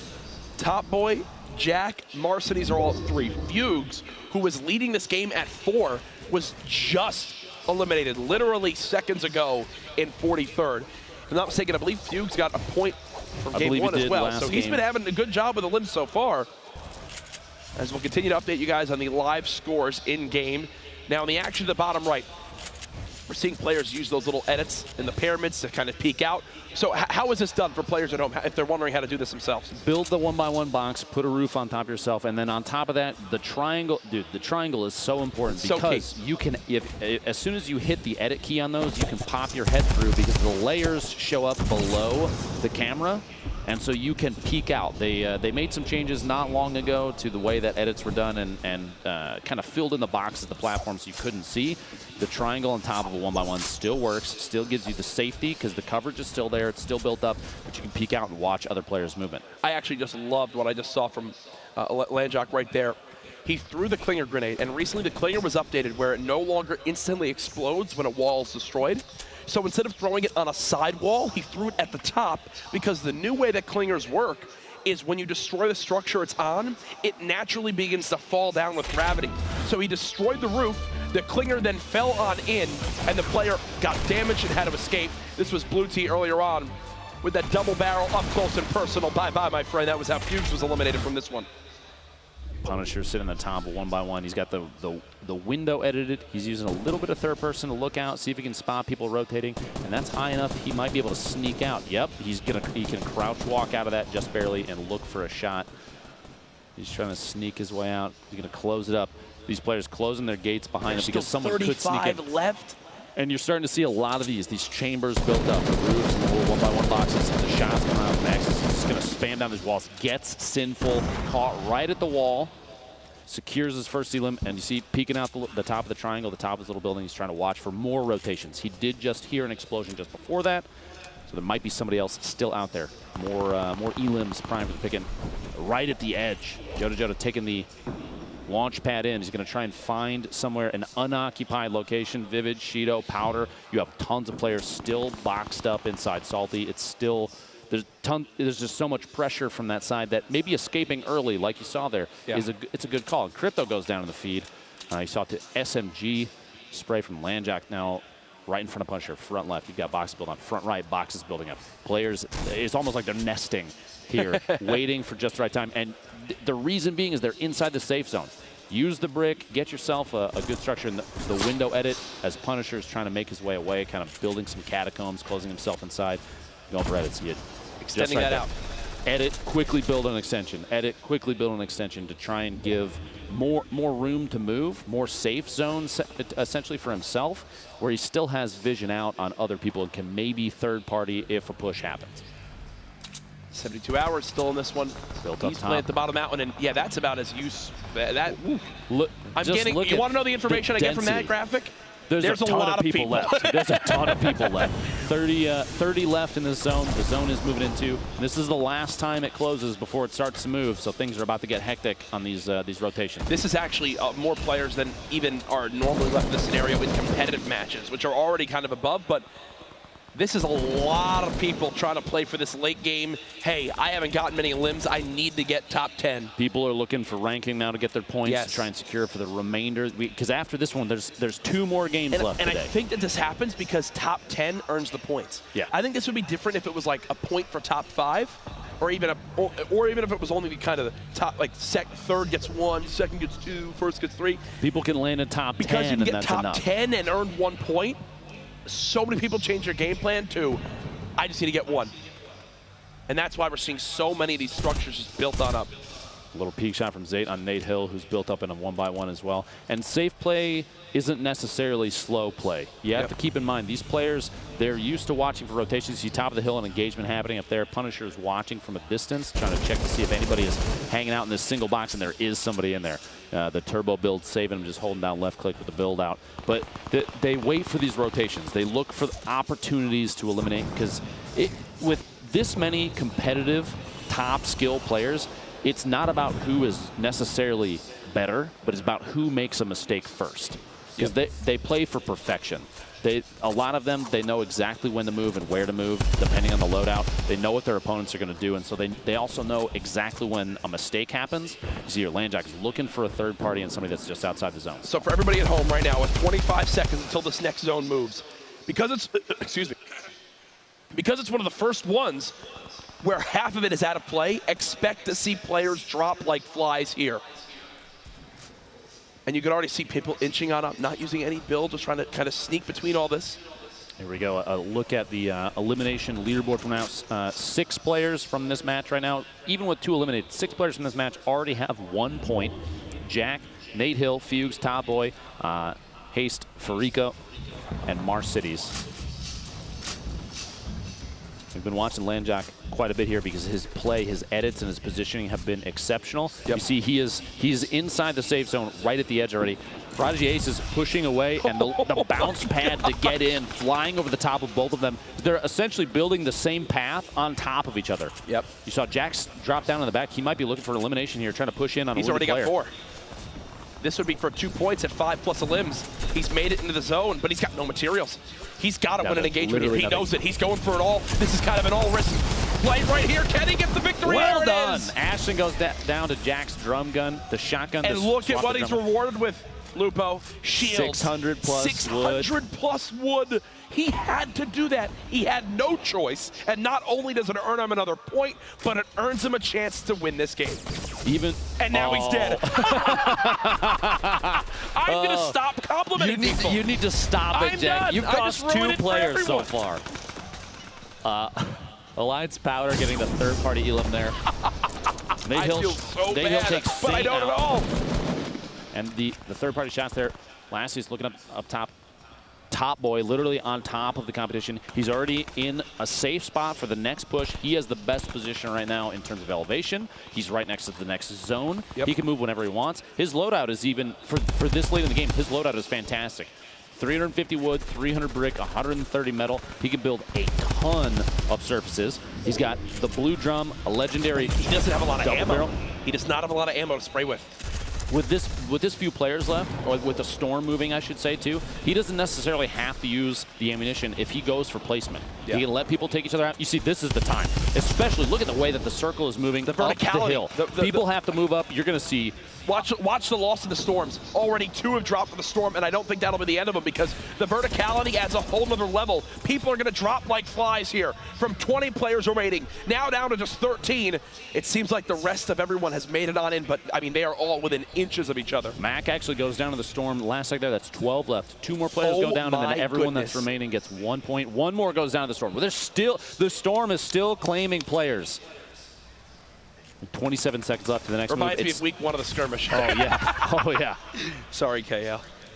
The storm still here. It's going to move to the top of the hill still. And actually, that shot you just had was the direction that it's moving. So it's moving from builds to builds that are already there. And Nate Hill here Player from FaZe down at the bottom. He's bandaging. He actually got the med kit, that med kit off storm in off. the last second. Look at this. Looking around. He has quite a bit of medium ammo left, 210 shots. Unicorn's flying across, looking to make it into the next storm. Builds as he's flying, tries to establish himself. Did Looks like he just knocked fall down? He just fell off the map. Top Boy getting tagged up, building the floors, trying to build himself a layer, but he hasn't double layered any of this. So if somebody looks up and starts to take some shots, or maybe sees where it's connected, he could get dropped early. Caro's looking back, editing himself through, trying to look for just sneak one shot in, but he cannot build. He's got 5 wood, 2 brick, and he goes down. 2 more lost in the storm, 8 players remaining, which means everybody that's left on your screen, as you see them, they're getting at least 1 point from game 2. Yep. And now the next question comes in, who will make it to our top 3 to earn themselves another point, and who will keep that victory royale? Look at this, Blue T all the way up top. He's just looking for free picks. When you're in the scenario, you have no intentions of dropping down unless someone forces you. He doesn't have a lot of metal left. He's in a good spot for the next circle, though. He is very, very close. And now he's going to actually get a little bit closer for a shotgun engagement. Refire the rocket, try and shoot. He tried to shoot back behind where there wasn't necessarily a wall to get some splash damage in on this player that's built in underneath him. Oh, he wants this a limb now, He too. does. It'll put him at 3. Yep. Plus, it'll put him to 5th place, and he's going to get it. That's 2 points in 1 shot there. Yep. And now he's 1 more placing away from another point, which would put him at 3 this game. This is a brilliant performance right now from Blue T. We're in our top 4 again, folks. You already see Flame has 5 limbs. He's earned himself 3 already. He's 1 more placing away from earning another point. 3rd here. Woo! Blocking the rockets. That wall just barely blocks the rocket in time. The next circle, this is the one that closes all the way down. So players that have HP healing remaining, and gets caught off guard by Nate Hill, sneaks inside and gets the healing, puts him at 6. The second one on Powder, 2 HP remaining. Are you kidding me? Nate 1v1. 7 limbs this game, and there he goes! Goes down to Blue T. What a finish. Nate Hill playing absolutely out of his mind that game, but Blue T secures the elim. He's fired up. You can see he was just hyped to get 7. At that point, yeah, he's counted up. He's counted up. I think he just made a gesture of, I believe that was what, 5? He got top 2, just plus 2, 7. Yeah, Nate just got 5 points for that game alone, folks. What a brilliant position. That was the final moment there from Blue T as well. So he had multiple limbs too. Blue T taking on the win, and excellent timing on the push there to get in there on Nate, and just trading shots back and forth. Nate's aggressive gameplay there at the end, knowing that people are going to be lacking on HP, knowing that right now, in that moment, everybody's kind of stuck in a panic state because the zone's about to close. So he says, no, I'm not going to wait. I'm not going to heal fight this. I'm getting the elims. I'm learning more and more why everyone is rocking the double barrel shotgun. Oh, it hits like a bus. It hits like a bus. When you're in those final scenarios where it's literally everyone in 1x1s, it's like, guess what? Where it's weakest from range, when literally we're all hugging each other, it's going to be quite good. And Nate showed it right there. Those last 2 limbs coming in quite quick. What a power play from him to not only get top 2, 7+ limbs. We've got a quick look at a lot of his limbs from this one. We'll go ahead and bring that up for you folks at home. Again, recently signing to FaZe Clan, making waves already here in day 1 of the final week of the Summer Skirmish. A monster game from him. This was earlier, the kind of cat and mouse between him and Enigma at this little like cave structure out here, and he catches him off guard. Enigma trying to build and save himself and just wasn't fast enough. Nate sneaking up on C9 Blind, another excellent player with the drum gun. Incredibly powerful. The fast build there, he built the ramp and then another ramp to just kind of close him out. And at that point, top down, Blind has to make a move, and Nate just waits for the timing. Just waits to the right second, takes a shot and gets it. Looking for elim number 4, and the snipe, 86 meters. X is caught off guard, looking to third party himself, and Nate says, "No, I got this first." The shot on Saint. I mean, that's like 160 damage he's hitting right there. It's so powerful up close and late game in these competitive matches, like you were saying, because everybody gets stacked on top of each other. There's a lot of close up. Everybody's trying to hug, and if you have that double barrel, especially the legendary, it hits so hard. It's quite good. So we've seen so many people putting up big numbers. We also had Haste Farico in that game, get some nice limbs there. We'll take a look at these clips as well. Try to show some love to everyone participating here in the final week of the Fortnite Summer Skirmish. That's really accurate long-range shots right of the last shot on Boss, just barely pulling it off. As you're saying, there's so many skilled players here. It's going to be tough to see everything. Fast edits from everybody.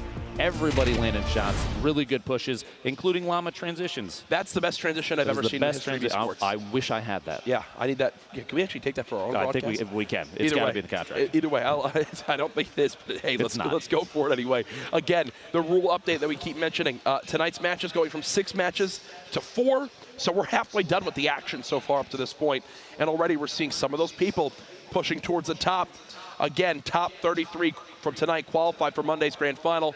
We have more replays, though. These from Blue T, who won that last game, earning himself a +3 for the Victory Royale, and I think he got enough, too, for some elim bonus as well. We'll have to see here towards the last clip how many eliminations he actually came away with, but really accurate shots, takes Fugues out, who at that moment was actually leading in eliminations. Yeah, and that's got to feel good. He might not know that that Fugues had the most, but that's big. That's a big play. You see here, he's got 3 elims already on top of the win. It's going to put him at 4, but it's not enough to push him to the 2-point elim bonus. Actually basically elimed himself there because he had to move with the zone. He did. Shot out his own wall, and wow, look at the extreme joy that came from Blue T. He's a pro. Confident. He's good. He's like, oh, I won another game of Fortnite. I have a ton of those. Another day in the office, Jack. Right. And meanwhile, I'm winning my 1400th game and getting up and dancing like an idiot. You play way too much Fortnite, Jack. Well, I got to be honest with you. I'm right there with you. Don't worry. No, don't worry. It's fine. You can never play too much, but either way, the action incredible so far. What's standing out for me? Double barrel shotguns, the late game build fights and quick edits. Oh yeah. And again, we haven't actually seen as much third partying as I would have thought in a lot of these battles because they're kind of ending so quick with the shotguns. Players are choosing, I think, to wait till later because you get the points just for placing, and so they're favoring placement gameplay over maybe potentially aggressive. Yep. Waiting for those chances, and those last circles they're deadly every time you're seeing, and especially this one. The storm position was such that players had to move up a hill. Oh yeah. And last second movement like that, especially if you're forced to climb, it's going to be punishing if you don't move early. We saw that. A lot of people went down to the Storm. Maybe the Storm being one of the best players in the game, Jack. They've been racking up the points. Unfortunately for them, Storm can't win, thankfully. They can't place. Either way, we've had incredible action so far tonight. We're just halfway done with the action. We're going to go to a quick 5-minute break. When we come back, games 3 and 4. Don't go anywhere.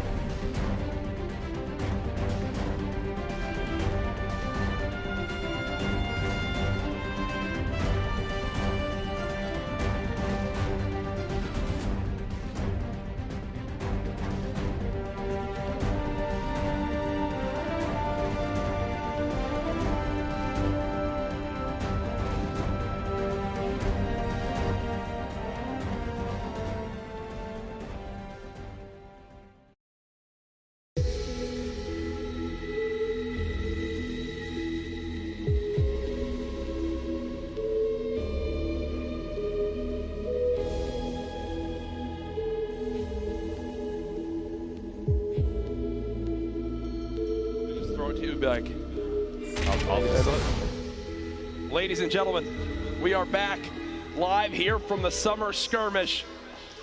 You might have caught the tail end of that. Lupo and I have a little discussion. A lot of really notable players here. Some of the larger or even the largest names staying at home afraid, but that's just that's just the way of the road, dude. Who are you talking about? I have no idea. I don't know. Maybe you could pon and we'll find out. We love you, Tyler. We just saw your tweet. Again, everyone watching, hundreds of thousands watching online, a bunch here live at PAX, having a blast. This is just day number 1. We still have 2 more games to go tonight, and we'll keep you guys up to date on where everyone stands later on. But for now, we're going to be hopping right into the action here momentarily. All things considered, though, so far, games kind of acting as I thought. I will say, quite surprised with how intense these endings are. Even with normally how stacked with players it is already, like 20 players left for the final zones. We were seeing like 40 left for the final 2 zones. An extremely high count versus even versus previous Summer Skirmish weeks. And it's the combination of maybe the ranking, landing top 10 gets you points. On top of that, $1.5 million. And if you make it to the grand finals, $5,000 minimum prize. You can't blame them, Jack. You can't blame them. You can't. And we're ready. That's a sign of game number 3 about to be underway. The battle bus has launched. Let's get on into it. We know Struggs took game 1, Blue Team with game 2. Who's coming out on top in game number 3? It puts them in really good positions. Like you said, the top 33 from each of these qualifiers gets in the grand finals. Yep. So some of these players, we might not even realize it, but players like Blue Team, Nate Hill, Struggs, they've already accrued enough points that they might be good to go. The point being, though, you can't get comfortable. You're going to see people that are still going to they're going to maintain the way that they played in previous matches. They're still going to drop into POIs that are maybe a little less populated. They're going to go for safe gameplay, and we're going to see that, I think, over the course of all of this. People are going to favor third party. People are going to favor safe gameplay. Try and build up a big arsenal of materials. You see on your screen, Tilted already looking maybe one of the hottest drops in Tilted we've seen thus far. 1, 2, 3, 4, 5, 6, 7, 8, 9 players there. And up here, Pleasant Park, it's Pleasant Park for a reason, Jack. Yes, it is quite pleasant right now with only a couple players. Blue Tea, I think, again, landing at this house, a very similar location. Again, I referenced it earlier. This is where I actually landed for the E3 Pro-Am. But back then, this was a completely different area to loot because they had the crater still there, which obviously the map has been updated. And at the crater, there was like 3 or 4 chest opportunities. So there was more loot in that area. Now you kind of go there and you can still get a ton of wood. There's multiple mushroom spawns. And it's kind of one where you're like, I get one big house that's got a couple chests in it and hope that after that and the wood I have will be enough to kind of carry me through the start. Now, in competitive matches, rotations are a very, very big part of putting yourself in a good position. And that term is basically what path do you take, where do you go, how do you play it to put yourself in a good position for the follow-up circles and where other players are going to be trending to move from.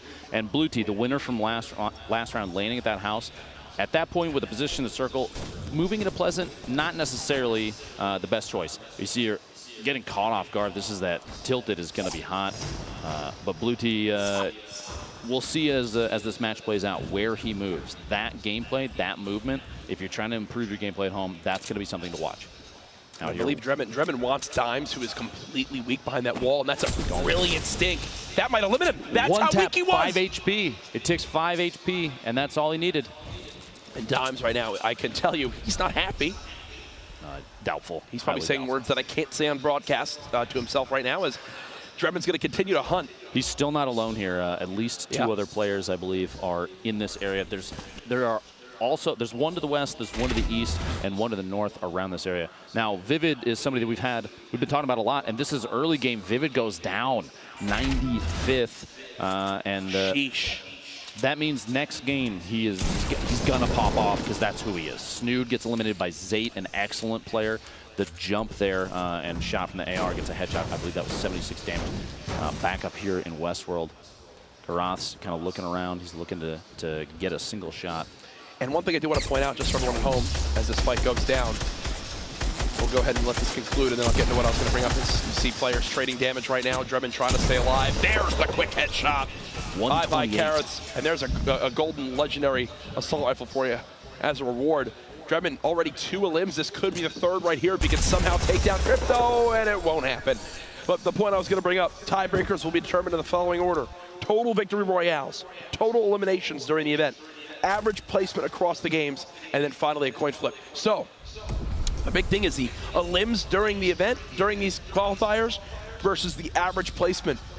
You just saw that 95th for Vivid with 0 elims is not going to help him in either way in those tiebreakers where, remember, top 33 move on. But again, not everyone's going to have points, so it could come down to 15, 20 people who have 0 who are trying to move on through. Because of the tiebreakers, that means that even if you don't get enough eliminations to secure a point, playing for a solid, even just one, can mean the difference between making it in or not. Because if you have a large number of players that are tied for 33rd, 1 or 2 eliminations could decide whether or not you squeak through to the next round. Absolutely. Hysteria in the feed, sniping Cosmo, who we followed last game in a couple cat and mouse engagements, a 22-meter snipe, but this is back in tilted. Wait, so one of these players is going to wait for a third party. Lavish actually might be too far away in the top of the gray building. Up here in Junk, way in the northwest corner. Freak trying to get a few shots in. The build fight coming out. Cans himself in, or his opponent cans him in with a floor. He's going to try and build and counter and get up top. Goes for an edit and a peek shot. Oh, now Marksman for the third party. Marksman now dropped way, way low. He's trying to pop minis in time. Not going to happen. I believe the third party might be Blue Tea, pushed north potentially at this point. No, it's Diabolic. It's Diabolic. And that's right now Marksman is so upset, but that's the way of the road. That's just how it works. He's sneaking around. The audio cues again. He's trying to find where Freak went. That building, moving inside the building, and you see he might be standing on top of something. Might be standing on top of stairs there. Yep. Kind of between floors, waiting to listen for Diabolic's push, maybe choose which direction to go, or even just a bait play. If he has like a trap, he can wait for Diabolic to move inside, place the trap, and start engaging with a shotgun. Trying to break on in. What will he spot? Freak is somewhere down here. Remember, the storm just began to push up, and they are out of the zone. They're not terribly far, but it's far enough that you can't wait too long. I'd love to if we can potentially just pull up the map for a second. And that's the snipe. That was the replay from earlier. That was the replay from earlier. That shot from Hysteria, a very, very quick snipe. I'd love to potentially bring up the map when we get a chance when some of the action dies down for a moment, just to see how central this zone is. As Freak is going to go ahead and try to push the agenda on this engagement. Does he get the wall down? He does, but the player should just build above him. And Freak realizes it. Now he's going to try to fight for this high ground, but look at how high up his opponent is. Freak like he's got the high ground back. Blocks his opponent out, who backs up. He's trying to go for Oh, man. The top-down advantage swap back and forth over and over again. These players always trying to outbuild each other, and they're so good at it. They keep swapping positions. Ooh. A ton of fall damage. Takes a shot. This Freak is going to try and hide underneath. He's very low on materials. 3 builds left from Freak. Diabolic has the top down and the shotgun out. Look at this. They're both popping slurps simultaneously. The zone is there, folks. And there's the view of that map. Look at how central this zone is, Lupo. Gets a little tap. They're tickling each other as they try and move inside the zone at the same time. Difference here, Diabolic has a ton of builds. A ton of materials left. He's going to go for this peek shot with the shotgun. And there it is. What Freak goes down. Beautiful juke right there. Diabolic playing with his opponent there will go ahead and get that elim, and now he's got to immediately run. There is a rift area. The Easter Island head out there that he runs into. A number of those spawn around there.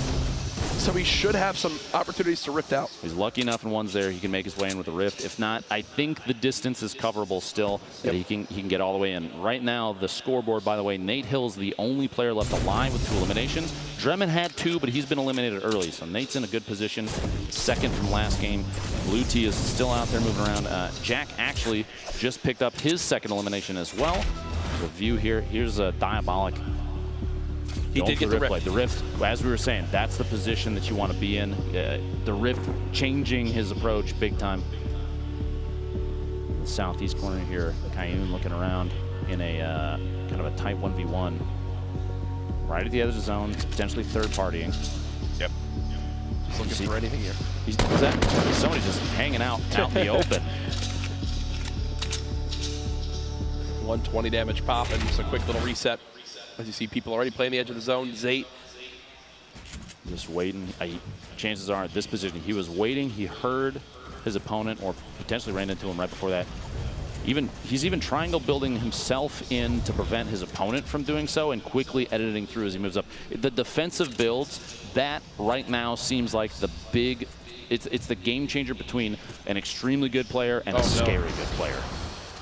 His opponent actually built up a ramp. That's all he can build. He's out of builds. Look at how awkward this is right now for Salt. He's still got a ton of HP though, and he's going to look for a reset on the fight. He's very low on ammo as well.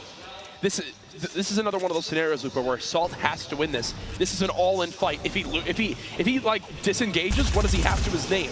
Some SMG ammo? No way. You even see there, he forgot he ran out of materials. He tried to build to protect against Zate's push, and it wasn't enough. That was just, it's your hand is forced. When you've got that little, it's like, I have to fight this guy, because if I leave this, I can't build. I have no ammo to shoot people. I have to take these materials. And unfortunately, it doesn't work out for him there. Interestingly enough, too, right before the cutaway from Zate, he had almost no materials on his own. Yep. So at that point, a push from both players was the only option, or they run away from each other, which in a situation like that, especially a top-down advantage, it's not going to happen.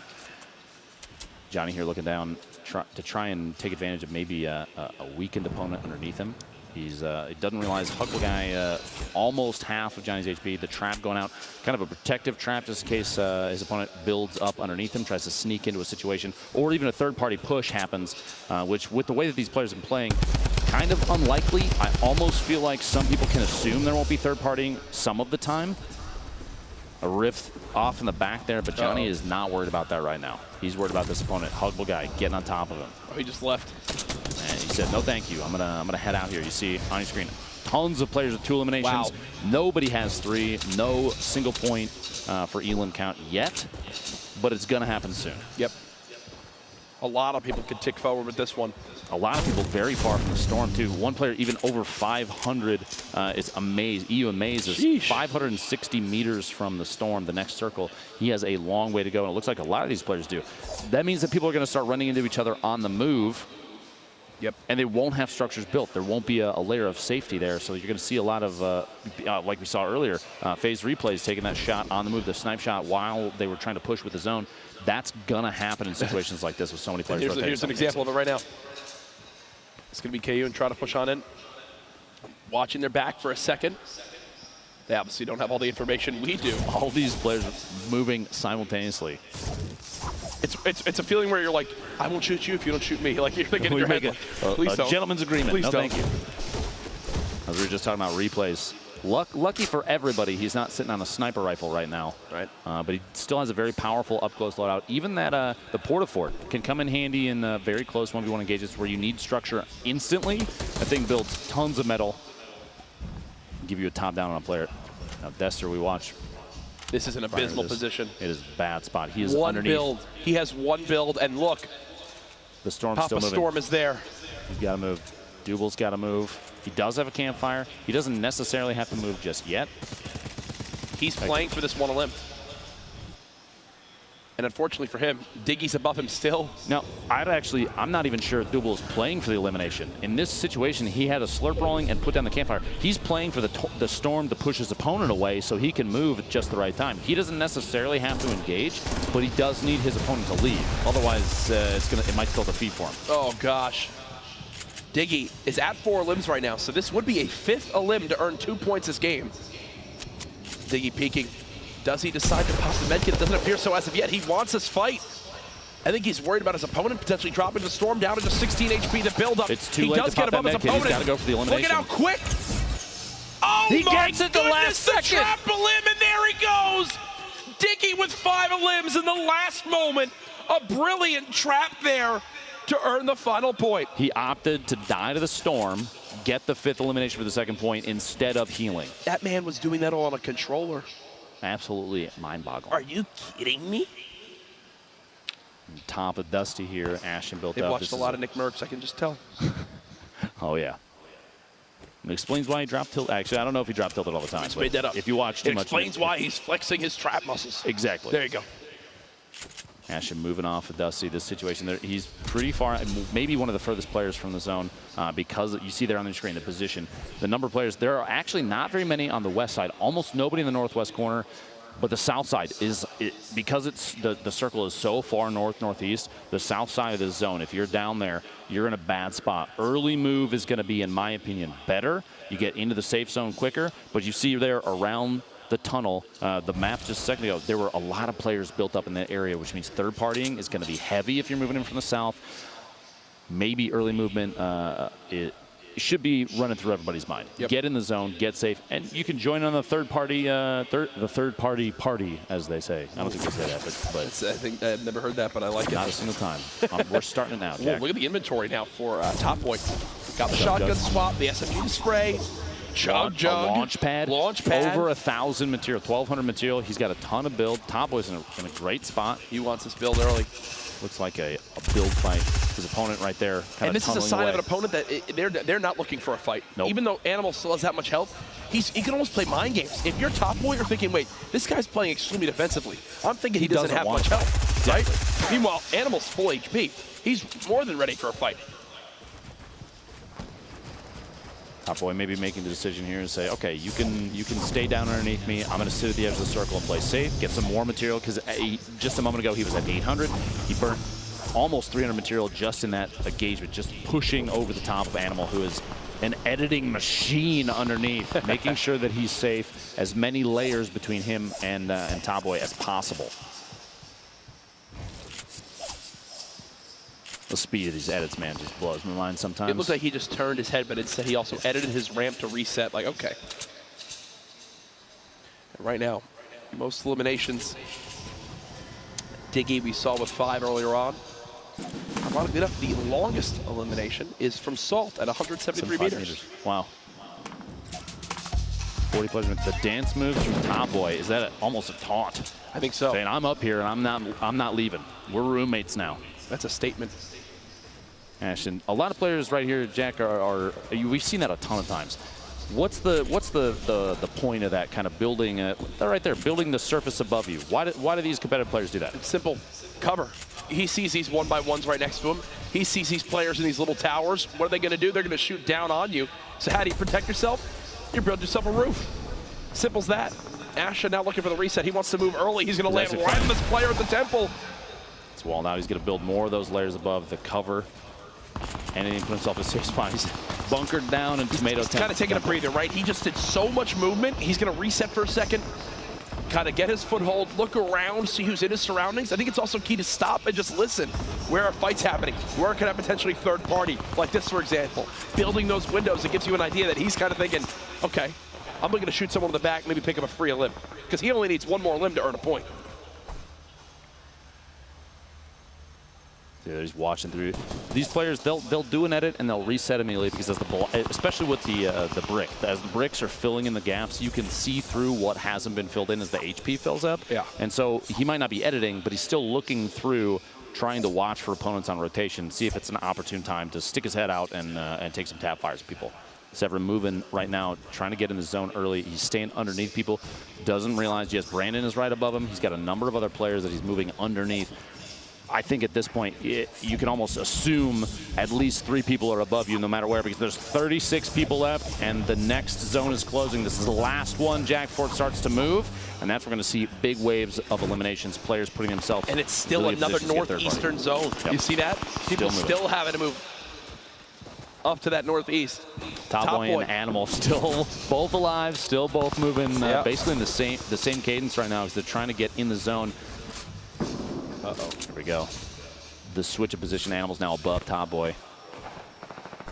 Actually, that's not Animal. Basuji has moved in above Top Boy, trying to get into maybe a last-second elimination as the zone closing in here. And they're both outside the zone. They're going to have to make a move here. Basuji decides to move up. He's getting a shot from that might be Animal above. He's not getting third parties. He's getting 7 parties. Literally everyone is shooting at him right now. 30 people and half the lobby is unloading medium rounds on whatever he builds.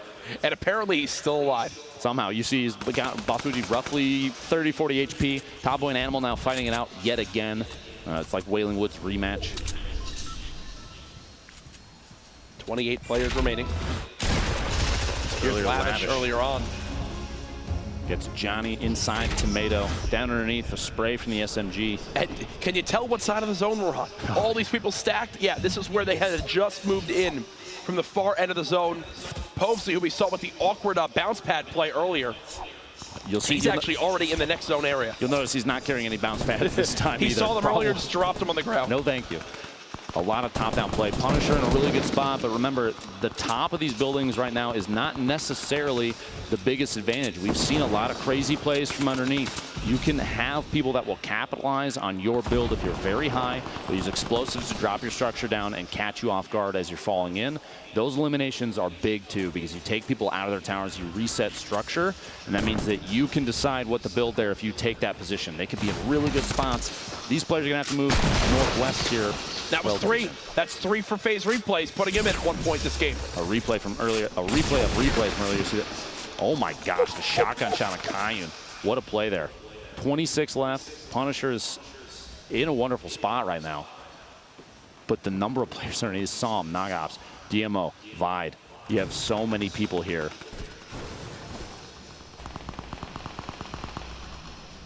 Sitting patiently waiting. He's got to move so far. Top Boy's going to definitely use his launch pad here. Almost certainly. There it goes. Moving into the zone now. He's got to decide where to go, and that's going to be rough. There are a lot of structures here, and nowhere is safe. Except for maybe right there, the one spot that he could build. Even then, and here you go. Like, everybody's trying to move in right now. These builds just put up as many layers as they can. Animal's moving into the bounce pads. He still has 2 left, so he can make a play. He can make a push. And Turkey Lips trying to get the third party from the top of the building, taking those the purple AR tap fire shots. Every player with 3+ elims has been eliminated. They're shot. Turkey Lips getting his 3rd elim there. That gives him a point for this round. Saint going down outside of that. And Animal gets eliminated as well. Turkey Lips securing that one. That's his 4th elimination. One more will put him at 2 points, Jack. But he's got to take a second here to heal. Yep. And hopefully nobody heals look at that. He's the only player still in contention with eliminations. Try to push towards that top 10 to earn another point as well. One more limb would net him another point. Turkey Lips, someone we got to keep an eye on in this game as it continues to develop. No heals, though, for his HP. Trying to build up a little, the back out to jump and ramp so he can get up on top. What a shot that is. The top right corner of your screen, the top center, every edge except for the south side. Povsey might be in the best position of everybody because there's nobody around him. He can wait. He's just chilling at the moment. Turkey Lips still in this building. He's so frantically hoping, Lupo, that someone just peeks too far that he can get a free shot on. He's trying to take advantage of this too. All these different structures going up, and he has 1 grenade left. You got to make this one count. I don't think it didn't happen. Morgoth eliminates Diabolic. Vide eliminates Nikiski. The storm starts to move. That bottom right corner, tons of players are going to be forced into engagements with each other. 12 left, 2 more go down. Gone. That was Turkey Lips with another limb. He's earned himself 2 points. Look at the edits. He's lost the high ground. Turkey Lips making monster plays right now. He's got players in front of him again. It's like Punisher has basically 0 HP. All he needs to do is breathe on him funny and gets another elimination. Punisher actually goes down to Brandon, and everyone moving in there. But right now, what's funny, everybody was forced north, and now they have to move south. He's getting trapped. Oh, what Are you kidding me, dude? Oh no, Turkey Lips! What a play! Uses that new double barrel to blow up that wall in front of him, and just like that, he says, Povsey, my friend, no. That ain't happening. Gets the high ground, and now he's looking for the retake in this engagement. What a play to dodge the trap. 9 players left. Everyone that's left alive now has at least 1 point. That launch pad looks so juicy. Just outside the zone. I would bet you in this situation, Psalm will push with that and utilize the zone's going to push that way. He's in a great spot for it. He's going to get there ahead of everybody else. Here it comes. He can wait and then use that at the last second. Watch. Boom. High ground. Fly with it. He might hit it again. He might hit it again. Come back. He's trying to get ahead. He does realize somebody's there. Doesn't know that it's 72 hours. Now Brandon's using it. That might be one of the most used launch pads in this game. With 6 elims. How has he done this with just 70 HP? He's getting caught outside the zone. The tick, and he earned himself another point though for top 10. Yep. Povsey now on the high ground. Building on up. Top 5 players now. Povsey in the top 5. Needs 1 more limb to earn a point though for eliminations this game.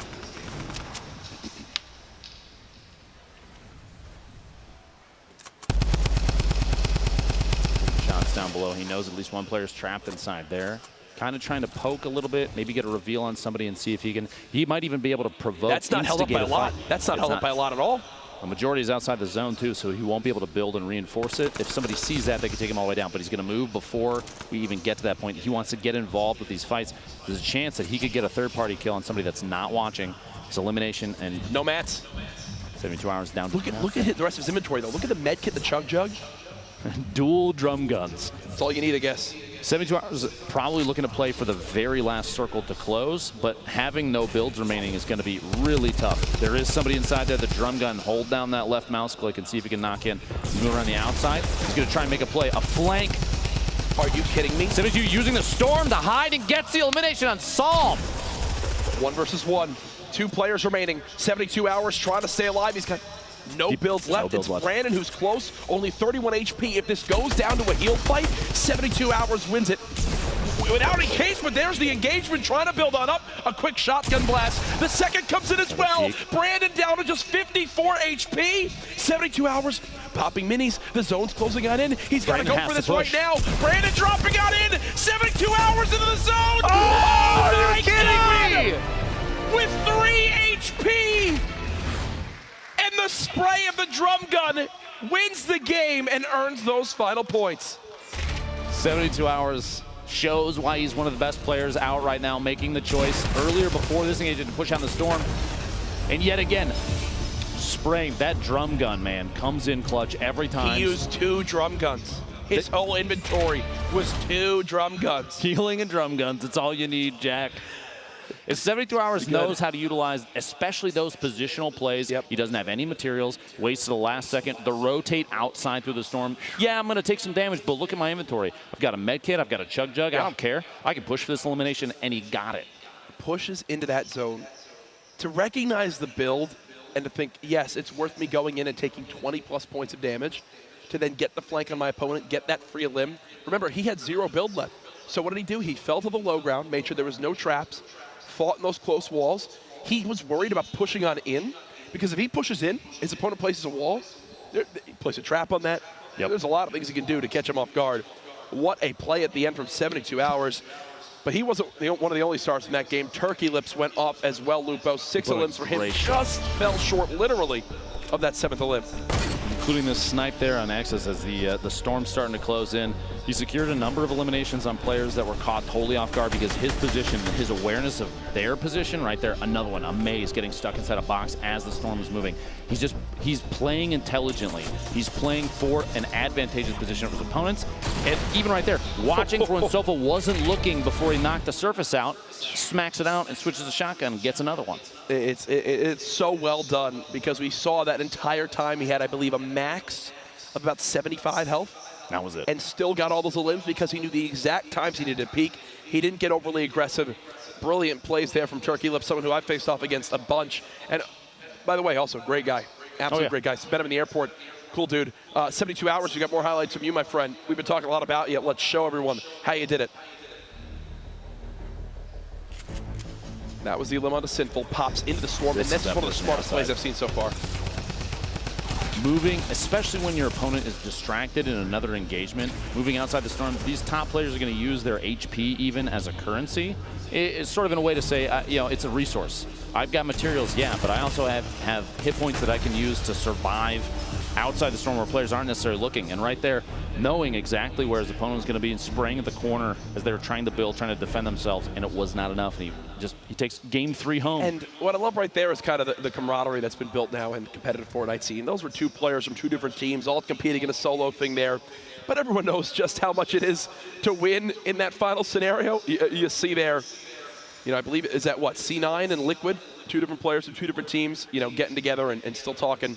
They played a ton online, but even in that final moment, you know how tough it is to win a competitive solo like that, and then with the stakes that's here, you got to give them props right away. The tension is incredibly high. The pressure on these players to perform, especially because right now, if you miss out on your chance, that's it. You got to make it in. Top 33 from these qualifiers go to the grand finals on Monday. And we're going to have those people by the end of this next heat. One more game to play. At this point, if you have 0 points going into this game, Lupo, what is your strategy? Safe play. Okay. You can wait for these opportunities. We saw from players like Turkey Lips that last game. Third party, take advantage. You don't have to play aggressive. Wait for other players to play aggressive. Wait for them to make the mistakes. We've been talking about Vivid a lot, and we have to wait for him to put on a good show in this last one. This is his chance to strike because you know he can do it. We've seen him do it countless weeks before this. He's won 4 of the 7 skirmish weeks, and so this last match might be the chance for him. Take advantage of position, play in just the right spots, go for it. Ben, I've got some good news. Tell me. We have a standings update for everybody at home. We have numbers. We stand Give them after to me. the first 3 games. 72 hours with that victory. Royale moves to our top spot at 8 total points. Turkey Lips, 11 limbs topping the boards at 4 total points as well. You see United's Jack in our top 10. But then as we move towards the bottom, 2 points is top 16. Remember, our top 33 move on to that finals on Monday. Sinful, 17th. Sofa in 20th.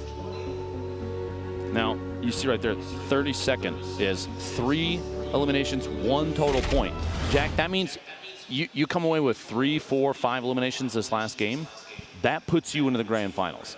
Anybody can still make it in. Yeah. Literally anyone that's playing in this next game. That's such a good point. It's crazy. Anyone up to this point can still make it out, and that's the beauty of it. And guess what? If you're like, oh, 1 final game, I'm sad, don't worry, we're back again tomorrow. 4 more games to see who exactly can make it in as our next 33 players. So many big names participating as well. You know, people we haven't seen tonight that'll be here this weekend. We mentioned Myth earlier on. He's on the way. Tifu, if you've ever heard of him, he's okay. He's done okay before. I've heard of him before. So many big names. Just wait and see. It's going to be a ton of fun. Again, shout out to everybody who's been watching live. Shout out to everyone who's online. Show some love in the chat. Again, use that hashtag Summer Skirmish. Tag us in clips online. We want to see the stuff that you guys have enjoyed the most from these events, even previous summer skirmishes, because this stuff, these are some incredible plays from incredible players, and there's situations that maybe won't come up again this week, but we want to talk about them. We got to talk about them. Duos, solos, everything. Yeah. Every little bit counts, Jack. We've got our game 4 about to begin, but before then, we've got a little montage of some of the players that are here this weekend. Let's have a watch.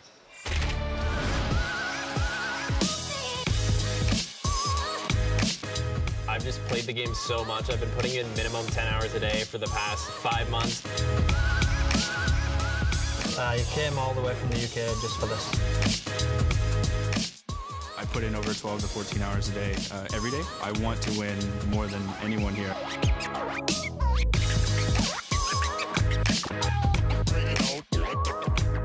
I'm confident. I beat some of the top guys all the time, so I just know I have what it takes.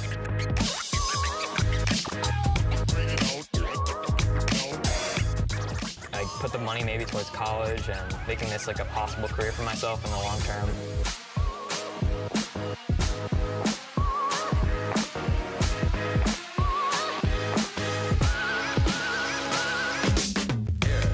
I just want to beat everyone else, just to know I beat them on the inside, so I can tell my mom. She'll be proud of me.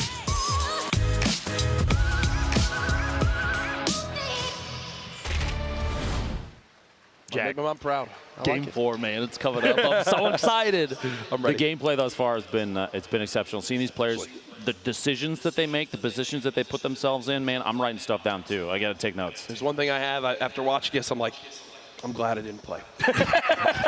Yeah. For everyone that's been asking, I'm glad I'm casting. Here we see in the feed, Courage JD going down from. I'm guaranteed looks like to someone make money this bludgeoned him. weekend up here casting, and I have no pressure. You can't lose, great. Jack. You can't lose. No, but we've had a lot of fun so far. I hope you guys can tell. We should be getting into the game here momentarily. I'm looking 2, 1, I believe. And away we go. The bus is about to go. Ladies and gentlemen, game number 4, our final match of the night. Who will be our top 33 to qualify for Monday's $1.5 million grand finals? Final week of Summer Skirmish, Jack, and here we go, game 4. Put some noise in the house here, please. I like it, I love it. As we fly in, you're going to see players starting to jump out. A lot of people jumping out very early, trying to look for a spread, maybe greasy, flush. You see people pushing across east and northwest immediately. every single POI, and even the locations that don't have a label on them, yeah, we have nicknames and stuff for them, but I feel like everywhere is hot right now. Yep. There's an even spread of players across the entire map, but that's not necessarily the case in every POI. Even last game we saw Tilted had a number of people drop in it very early. We've had some of these POIs that are larger, retail, and Pleasant have a couple players drop at them. And you see in your bottom right there, winner from last game, 72 hours, trying to decide where he's going to go. Oh my gosh. Tilted is heated. Retail is hot as well. You get to see people pushing across the Lonely Lodge. Him and Vivid are actually very close to each other, which is kind of funny. 72 hours, looking for the underneath the tunnel drop. Potentially he's going to pop in the top here and drop down the stairs. Flowers from C9 and Tilted. There's about 15 other people here. Oh, he didn't finish that big shield. Did not. So he'll have to Round two. redo that. And there you see Tilted Towers. So here's the beauty. This building updating each week, Lupo. There's actually so many of these pallets on the bottom floor now. You can come out here with so much wood. Oh, yeah. I mean, if he breaks all these pallets, he'll finish with probably at least 275, 300 wood. You get the layer above, too. You're sitting on maybe 500 to 600. Oh, yeah. This is a spot that I've routinely dropped now, and a ton of players have dropped, is that the new building, and I'm looking forward to seeing what Epic does with that. Orphi's got literally one of every weapon. He has every gun in the game right now, doesn't need the heals. He's looking for a bolt-action shot, or maybe somebody that doesn't have shield and his pink lunchbox on his back. An early game bolt jack can mean really fast elimination secured. If you hit somebody, even a body shot, that's 105 damage.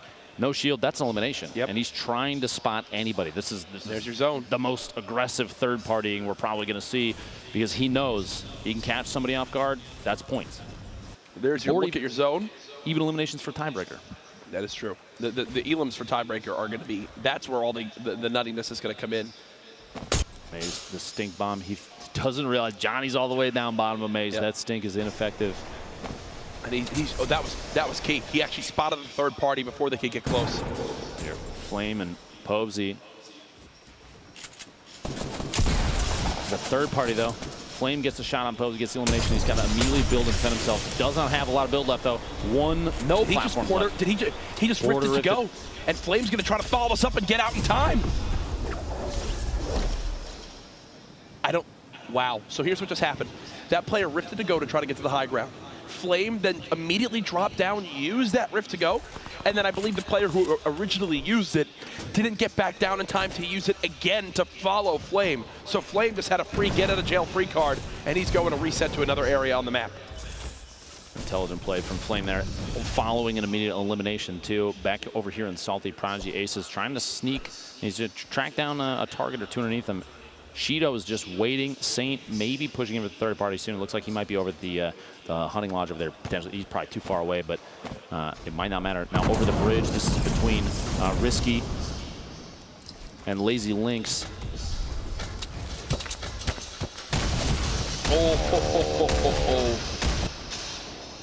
And there goes Lasius. A very long-range grenade shot from up top. Right. Prodigy getting another elimination. Gets Shido underneath.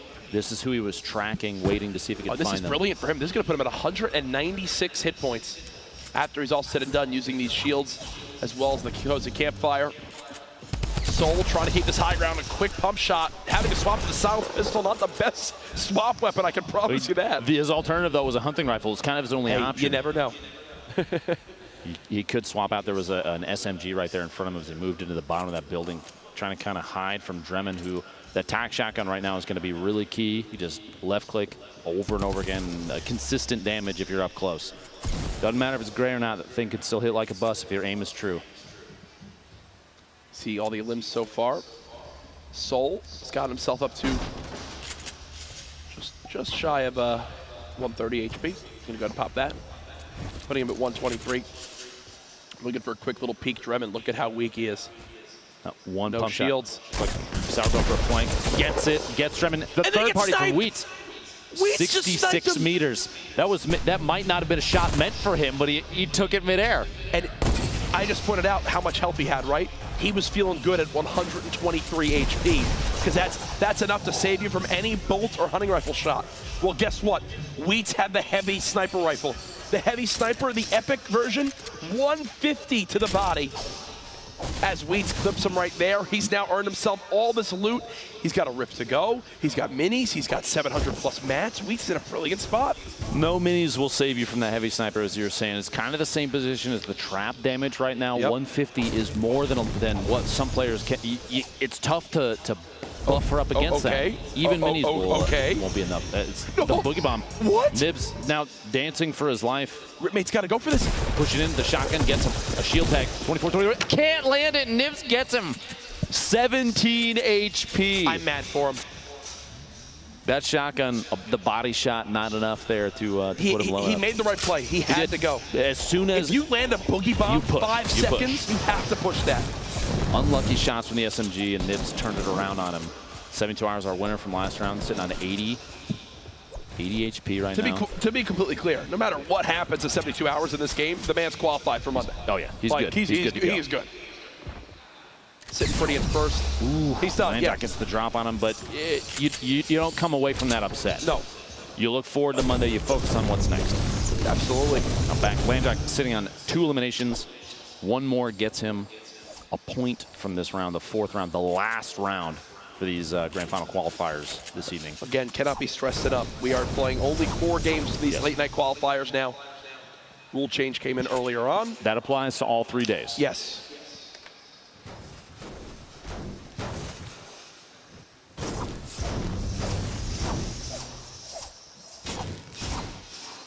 Been pleasant, some movement there.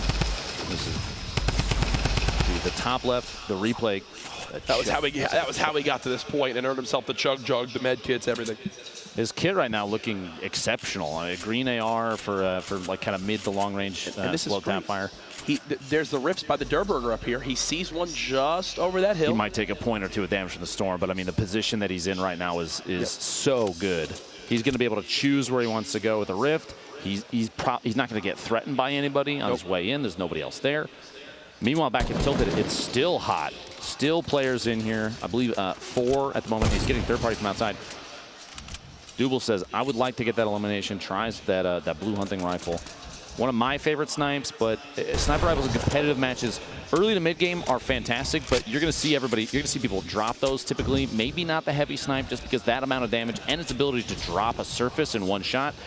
Players can use that aggressively. You can be point blank, quickly shoot out a wall in one shot and push in and swap to maybe a drum gun. The fall damage there, though.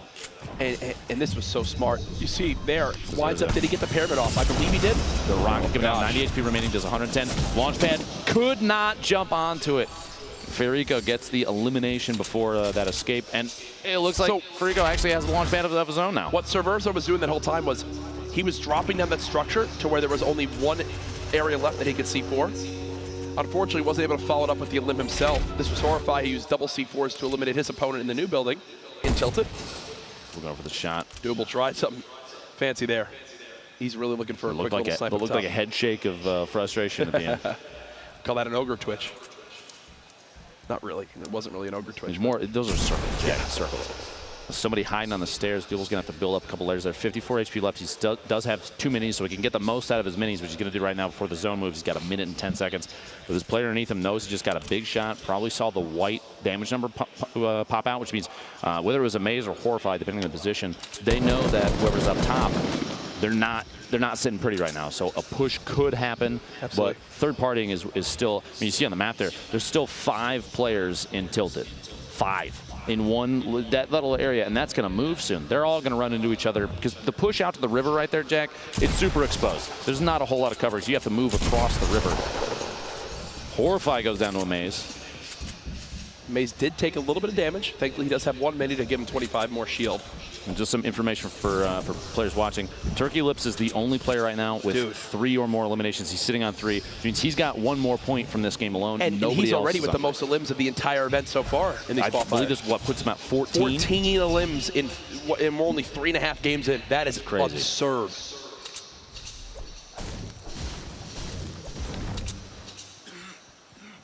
May's still making some moves out there at Tilted. There's still a number of players left, but back here in Salty, Alfano's trying to building up a resource buffer is what he's smacking the cars. Cars, one of the best metal resources in, one of the only metal resources in Salty, and even though he's sitting on a ton of materials, Jack, he wants more. Going for as many as possible is so crazy important. You see on your screen, by the way, Sofa, one of the winners of our heats from earlier today, has 3 eliminations as well. So that's a point for him too.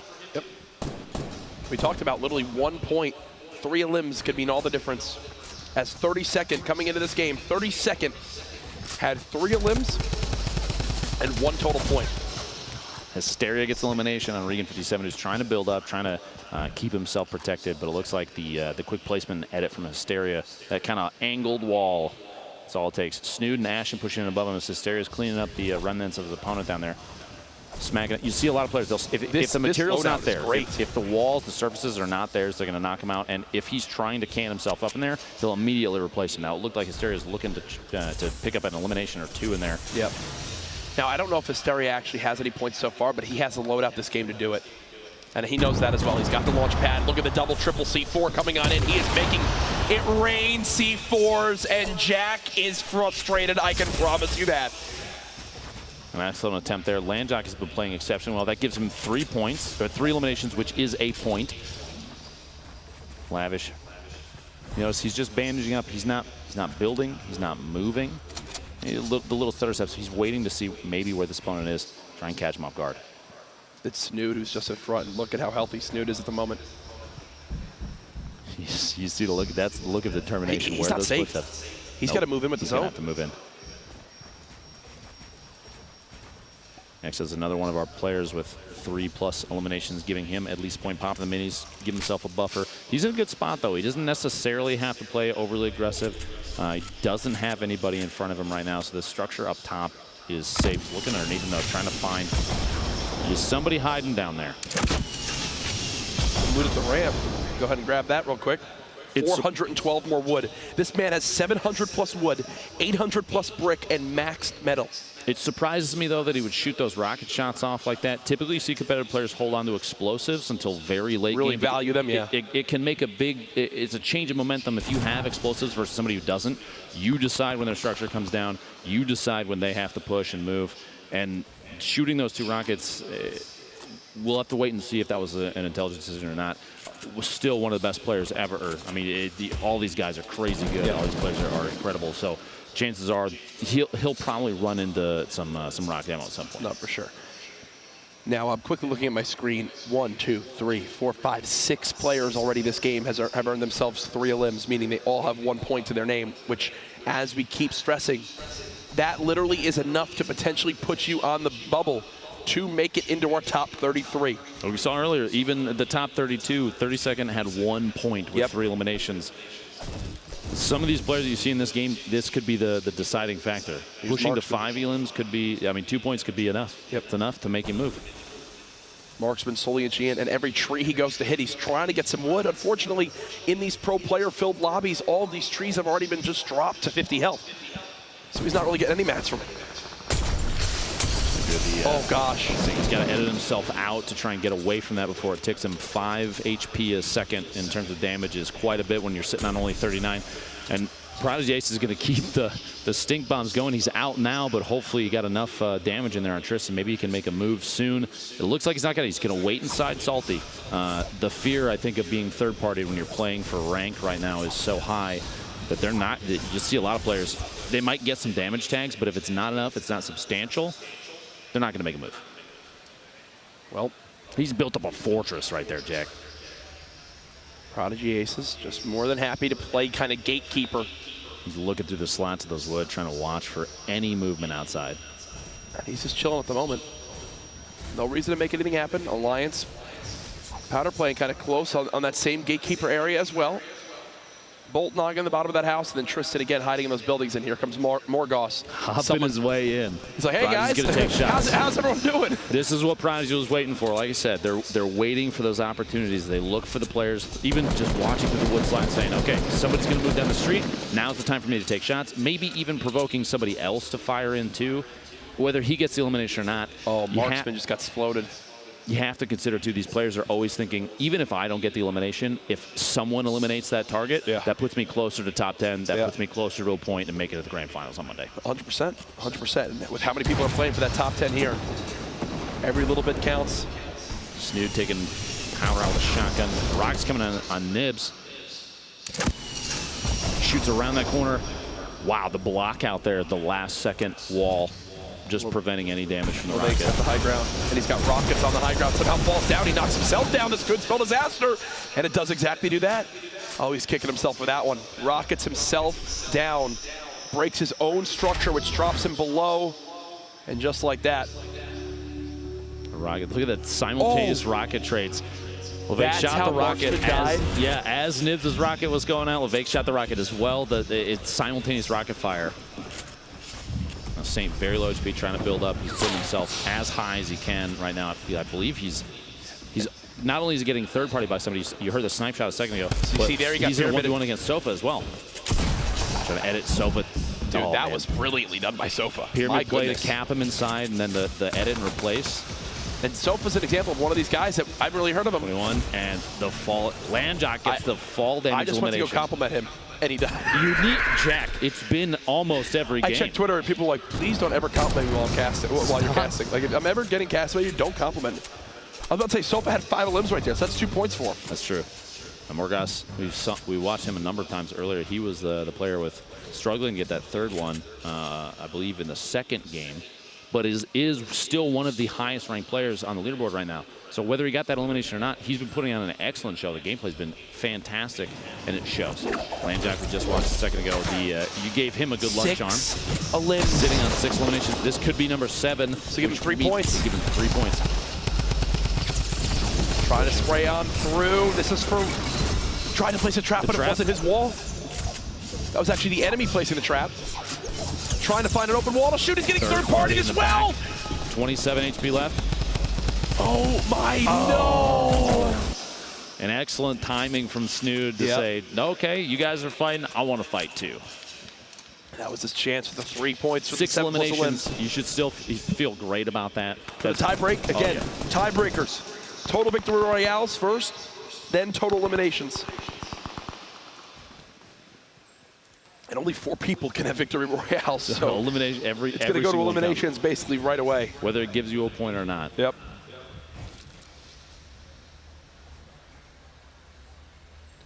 $19 left. This circle is closing, which means every circle after this is when it starts to move. Now this is Morgas just a moment ago. He missed. Oh. Mid-air. Wow. SMG spray off the bounce pad there. His opponent missed the first jump, jumped up on top, and had to reposition. Morgas is in the zone, taking a ton of damage. Finally will make it on out. He's going to get shot down too. This could be the ending here for our friend Morgas. Not far enough of a drop to do fall damage. Tristan Hibbs sitting inside, and the rocket's coming out. You see the quick. He knows the rocket's coming in. It's time to just put up every surface you can before you fall too far. Shotgunning, he's mad at trees, but he needed to get rid of that just so he could make a move through that surface, just in case they don't have the rocket. Maybe somebody pushes in.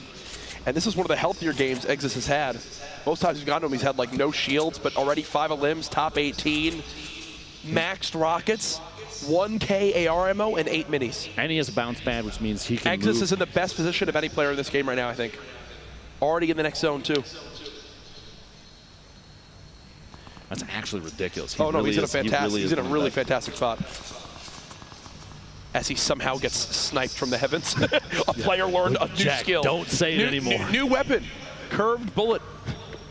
This gun shoots curved bullets over structures. I feel like the compliments right now, Jack, might be a debuff for the players too. You got to be very careful what you say. Debuff. I'm done. All right, so taking advantage. 12 rockets, like you said. Taking the shots from above, just trying to put as much pressure on his opponent, maybe getting an opportunity where somebody third parties and takes a wall out. He can get a shot on somebody and get just the last bit of damage to get an elim.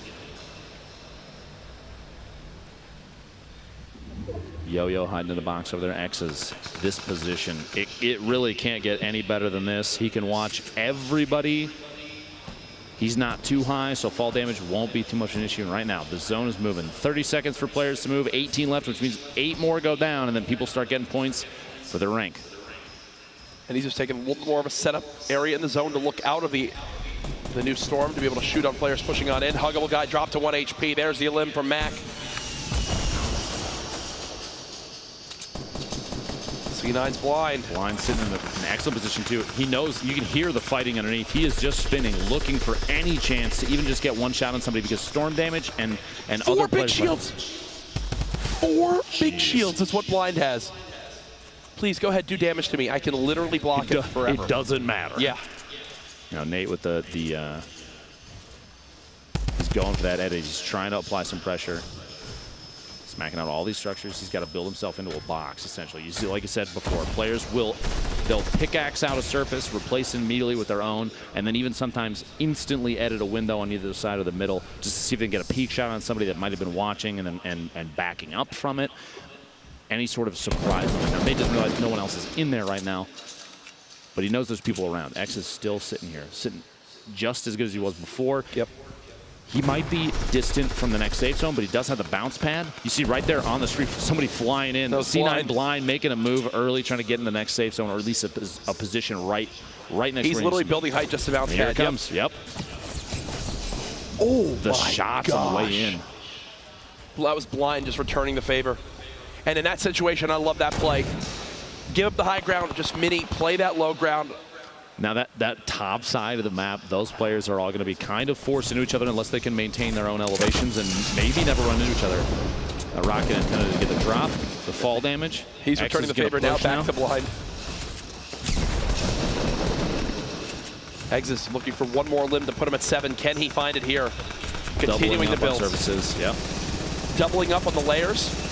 Basically, so instead of just having one floor that he could fall through at any time, they've got to tear through a brick floor and then a brick pyramid if they're gonna knock that out, which gives them enough time to react. Go back and maybe replace the floor that got shot out underneath. You see those too. You see the structure shake underneath, so he just needs to move back. It's actually not held on by a lot. The number of players that are in one by ones right next to each other right now. X is moving down, I think, the goal here. He's sitting on 6 limbs. One more is 7, which is 3 points. He's top 12 right now. I shouldn't have said anything either, Jack. I feel bad. X is I think that was 1 limb away from another point and 2 more positions away from another point for being top 10. So two points missed out on if he can just stay alive a little bit longer. Look at the HP of blind as he moves in. He actually just jumped in. 1 HP. I was commenting on it again. Jack, did you pass the curse to me? Jack, I did. Blind had 1 HP, started to move in, and got caught off guard. Nib's going to try. Oh, going for it all. Dropping in. Prodigy Aces getting eliminated. He's got 2 limbs. Prodigy Aces is racking up the score right now. He drops to Karos. So many of these players have so few HP left. We're down to the top 3. Nibs dropping down, takes fall damage. Wheats 5 limbs for Wheats. If Wheats gets these last 2 limbs, within the 7 and the win. Nibs pushing through. Wheats goes down. Courage, you need to stop saying it. I really need to stop, man. I'm sorry. This is a note for tomorrow. 1v1 here. Fulmer trying to play this high ground, spraying on down with this drum gun. He sees the campfire, which basically gives away exactly which 1x1 this player's in. Still a whole nother zone to go. This isn't like the other games where it's kind of ending with a heal off. They still have so much time until that kind of moment comes on through. Fulmer's trying to move across above and maybe catch this last player underneath him on rotation, catch him off guard and try and get the elim. The number of rounds though. Look at Nibs' ammo. Look at Nibs' ammo. He is stacked. And Fulmer's sitting on basically nothing. Yep. Fulmer's accuracy, the timing of these shots need to be absolutely perfect. Now Nibs can essentially spray at this moment. Can we go back to Fulmer for a second possibly to see exactly what he's got in his inventory? Because you see, I don't think either player is healing. 12 builds, no healing. He's got 2 spike traps, maybe something else in the trap slot, we can't tell. Yep. But so few rounds for anything. Yep. Less than 100 rounds. This is a rough spot to be in. Neither player has heals. Who will be the aggressor here? Fulmer did an edit and reset it so that he could watch the wood come in and kind of try and look through, see if he can spot this player on rotation. Somebody's going to have to make a play. Fulmer's waiting for the last second. He's above. You can hear the pickaxing from the player underneath. 1v1, match Fulmer, 4. I think he's going to just go for it. Drop down and go. 3, 2, 1. First edit.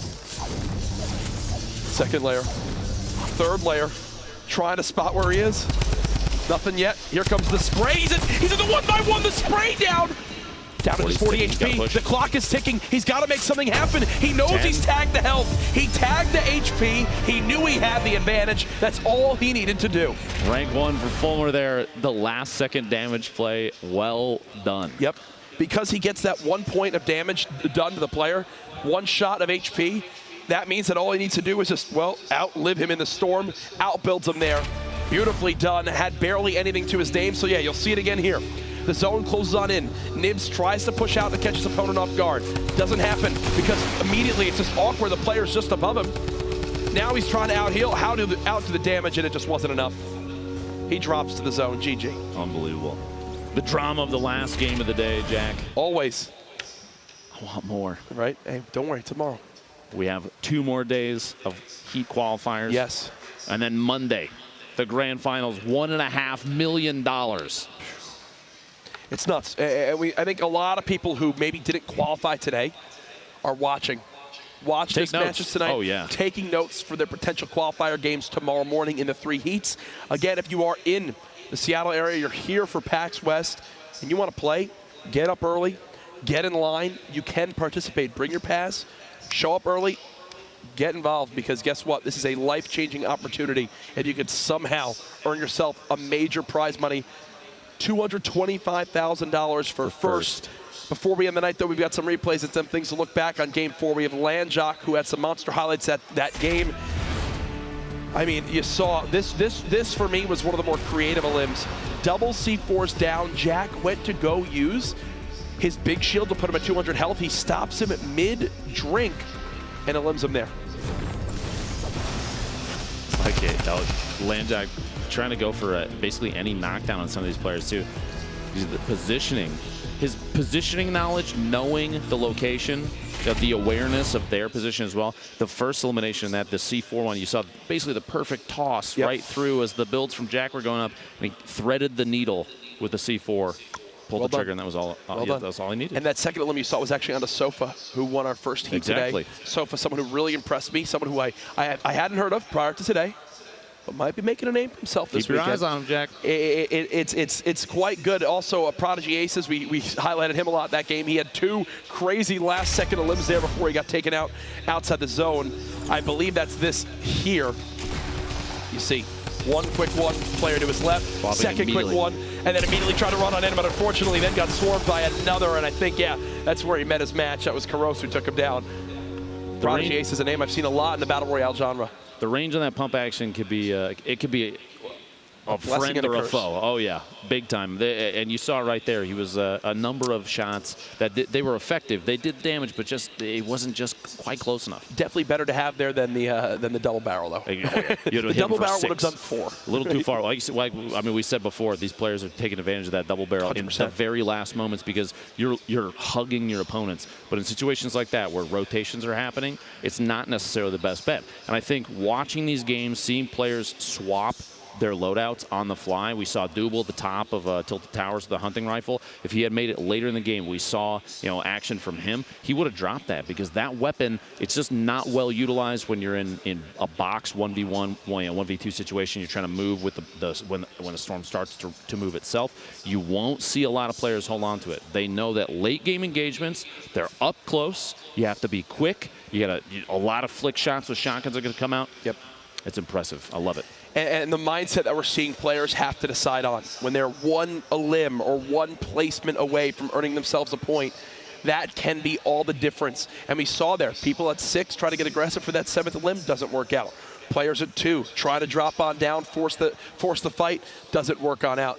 There's kind of a look at the aftermath of the venue, people realizing, hey, I think I made it on through. Hey, I didn't. That's Nate Hill, who was had himself a monster game with that 2nd place with 5+ elims, or I think it's 7 in that one. Turkey Lips might be my most impressive player today, though, with the amount of elims he had. He put on an excellent show. Absolute the positioning knowledge, too, we saw him putting himself in the spots to take advantage of not only third party, but simultaneously the storm pushing people. Players were on rotation, and he was just ahead of them, far enough up that he could say, now's the time to take a shot, and then I can move. And he's hitting those shots. His accuracy is wonderful. Like you said, Turkey Lips, I think, is going to be a player to keep your eyes on. 100%. Especially on Monday. And one of the players who we've seen so much of online that I'm not surprised to see them right at the top of the leaderboard, 72 hours from Liquid. He's known as one of the best players in these scenarios. And there he was. And actually, wow, I was just complimenting him, and I just received word from production that we have an interview with 72 hours. Zeke, how's he doing? ladies and gentlemen, can you hear me? Yes. We can. First off, let's just talk about you two. You guys are amazing. Great cast of day. I'm here with the winner, the #1 seed coming out for day 1. That is Liquid 72 Hours. Please come and join me, friend. How are you doing? First off, Tired, but I'm doing good. I mean, let's talk about this, okay? So you've fought through 2 games today to qualify, and then now you placed, after 4 games, the #1 player. How does that feel? Feels good. I did a lot of like research into how people played solos and how they were so successful, because I didn't find a lot of success initially in my solo scrims and my first solo Summer Skirmish, and I kind of went back and reflected, and feels really good that the hard work paid off. And I mean, you're no stranger, right? We've seen you all Summer Skirmish long. What has it been like to start from the very beginning, to make it here and now to show up and still show players, hey, I'm the guy at the top. I'm someone that you need to look out for. The beginning was really nerve-wracking because you don't really know how you're going to perform in a tournament, but as the weeks have gone on, you've gotten more comfortable, and it feels good to show up today, especially on my end. So. Now, let's talk back to the 3rd game where you literally clutched out. I mean, one of the craziest victory outs I think I've ever seen, right? You get pushed out of Storm, you land, and with 3 HP, you secure the dub. What's going through your mind? What are the decisions you're making leading up to that moment? I knew the storm was coming, and I needed to get the minis off because I knew I didn't have shield. And then once I pushed that guy from the storm, because I needed to get rid of him because I needed low ground, and I knew my mats were low, and it turns out he was out of mats too, or I just didn't grab his mats. And I was just pretty stressed, but I just tried to play it slow. And after I killed him, I realized just how low I was. I mean, I didn't realize I was only 3 HP. I knew I was low, but not that low. So it was definitely a crazy match for me too. Fantastic. Now that you're #1, okay, you've qualified, you've made it to finals. Right. What is the strategy going into finals? Just going to try to play the same way and just be consistent and make sure I get at least several points each game. And I think if I do that, I'll do pretty well in the tournament and place well. What do you want to say to your fans out there? I mean, so many people love you, and you are arguably one of the top, I'd say, best players ever. So what do you got to say to your fans? I appreciate all the support, everyone who's been with me since, other games I've played and then translated into, this BR genre in Fortnite. And thanks for everyone who believed. Appreciate it. Well, congrats, Liquid. Good luck in finals. You know the dads of Twitch will be casting and watching. So good luck to you guys. Throwing it back over to you. Brilliant stuff, Zeke. Congratulations again. 72 Hours, our #1 seed coming out of day 1. He's at the top spot. We know that, but we've got a full list of the standings. I know everyone wants to see who qualified. We'll go ahead and take a look at that, starting with our top players here. Man, I'm not surprised to see him at the top. I'm not going to lie, Lupo. 7 eliminations, 8 total points from Liquid 72 Hours, one of the best players out there right now. Morgas, somebody we kept our eyes on quite a bit, 11 elims, and only a handful of players, even down to 16th right there, pulling 10+ elims. These players are the ones to watch for map knowledge, for positioning. And I believe everything for Wheats in that 11th spot, I believe every elim and point he might have earned was in that final game. Which How is nuts incredible. is that? That's incredible. And he finishes 11th as we continue on through. Strong 2 won our first game. That's all he needed to earn his 3 points. Literally got 2 elims and that top spot to make it on in. Now on to page 2. Remember, top 33 make it in. This is our top 32 up to this point. More familiar names. No surprise to see some of these people on this list. No, it's kind of impressive to see Bolt Knockouts down there at 32nd. 8 eliminations, Jack, but only 1 point, which means there are a number of matches he probably got. The 2 was eliminated before 10th place. There it is. 33rd, Dremen, who was landing at Westworld, that outer city outside Paradise Palms. 7 elims. He only had 1 point, but guess what? The aggressive early game plays pay off. We know our top 33. Congratulations to all of them. You'll be playing on Monday for that $1.5 million prize. What a day we just had ourselves, Lupo. And the brilliant part of it, we get to do it all again tomorrow. 2 more times. We have 2 more days of qualifiers playing in the grand finals on Monday. And if you're here in Seattle, if you're at PAX West and you want a shot at this, you can still get in here. Registration, it's simple, all right? All you have to do is show up to this lot, what is it, 73? Yes, it is. And show up early. Trust me. People are ravenous to get in, all right? And if you get in for registration, make sure you go to the play location at the right time. You have to report on time. and play your heart out. All right, $1.5 million on the line. You got to put in maximum effort. Absolutely. And my heart would be racing, man, for games like this. It's a lot of high tension, a lot of high action, and those storms are disclaiming a lot of people. Positioning has been wonderful. We've seen some top-tier gameplay from a lot of players, a lot of names that we've seen in the previous 7 Summer Skirmish weeks. And you have to remember, over the 8 weeks of Summer Skirmish, $8 million, with $1.5 million culminating here at PAX West.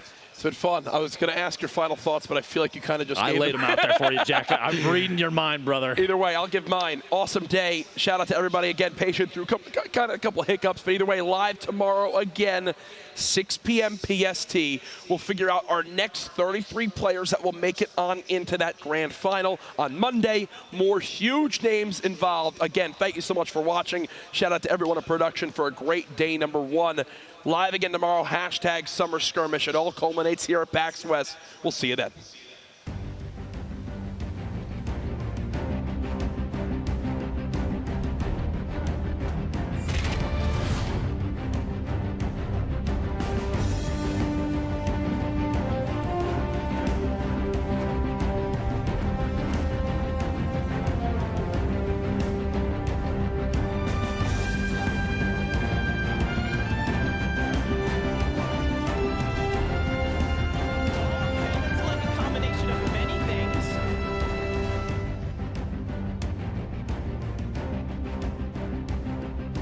Let's go!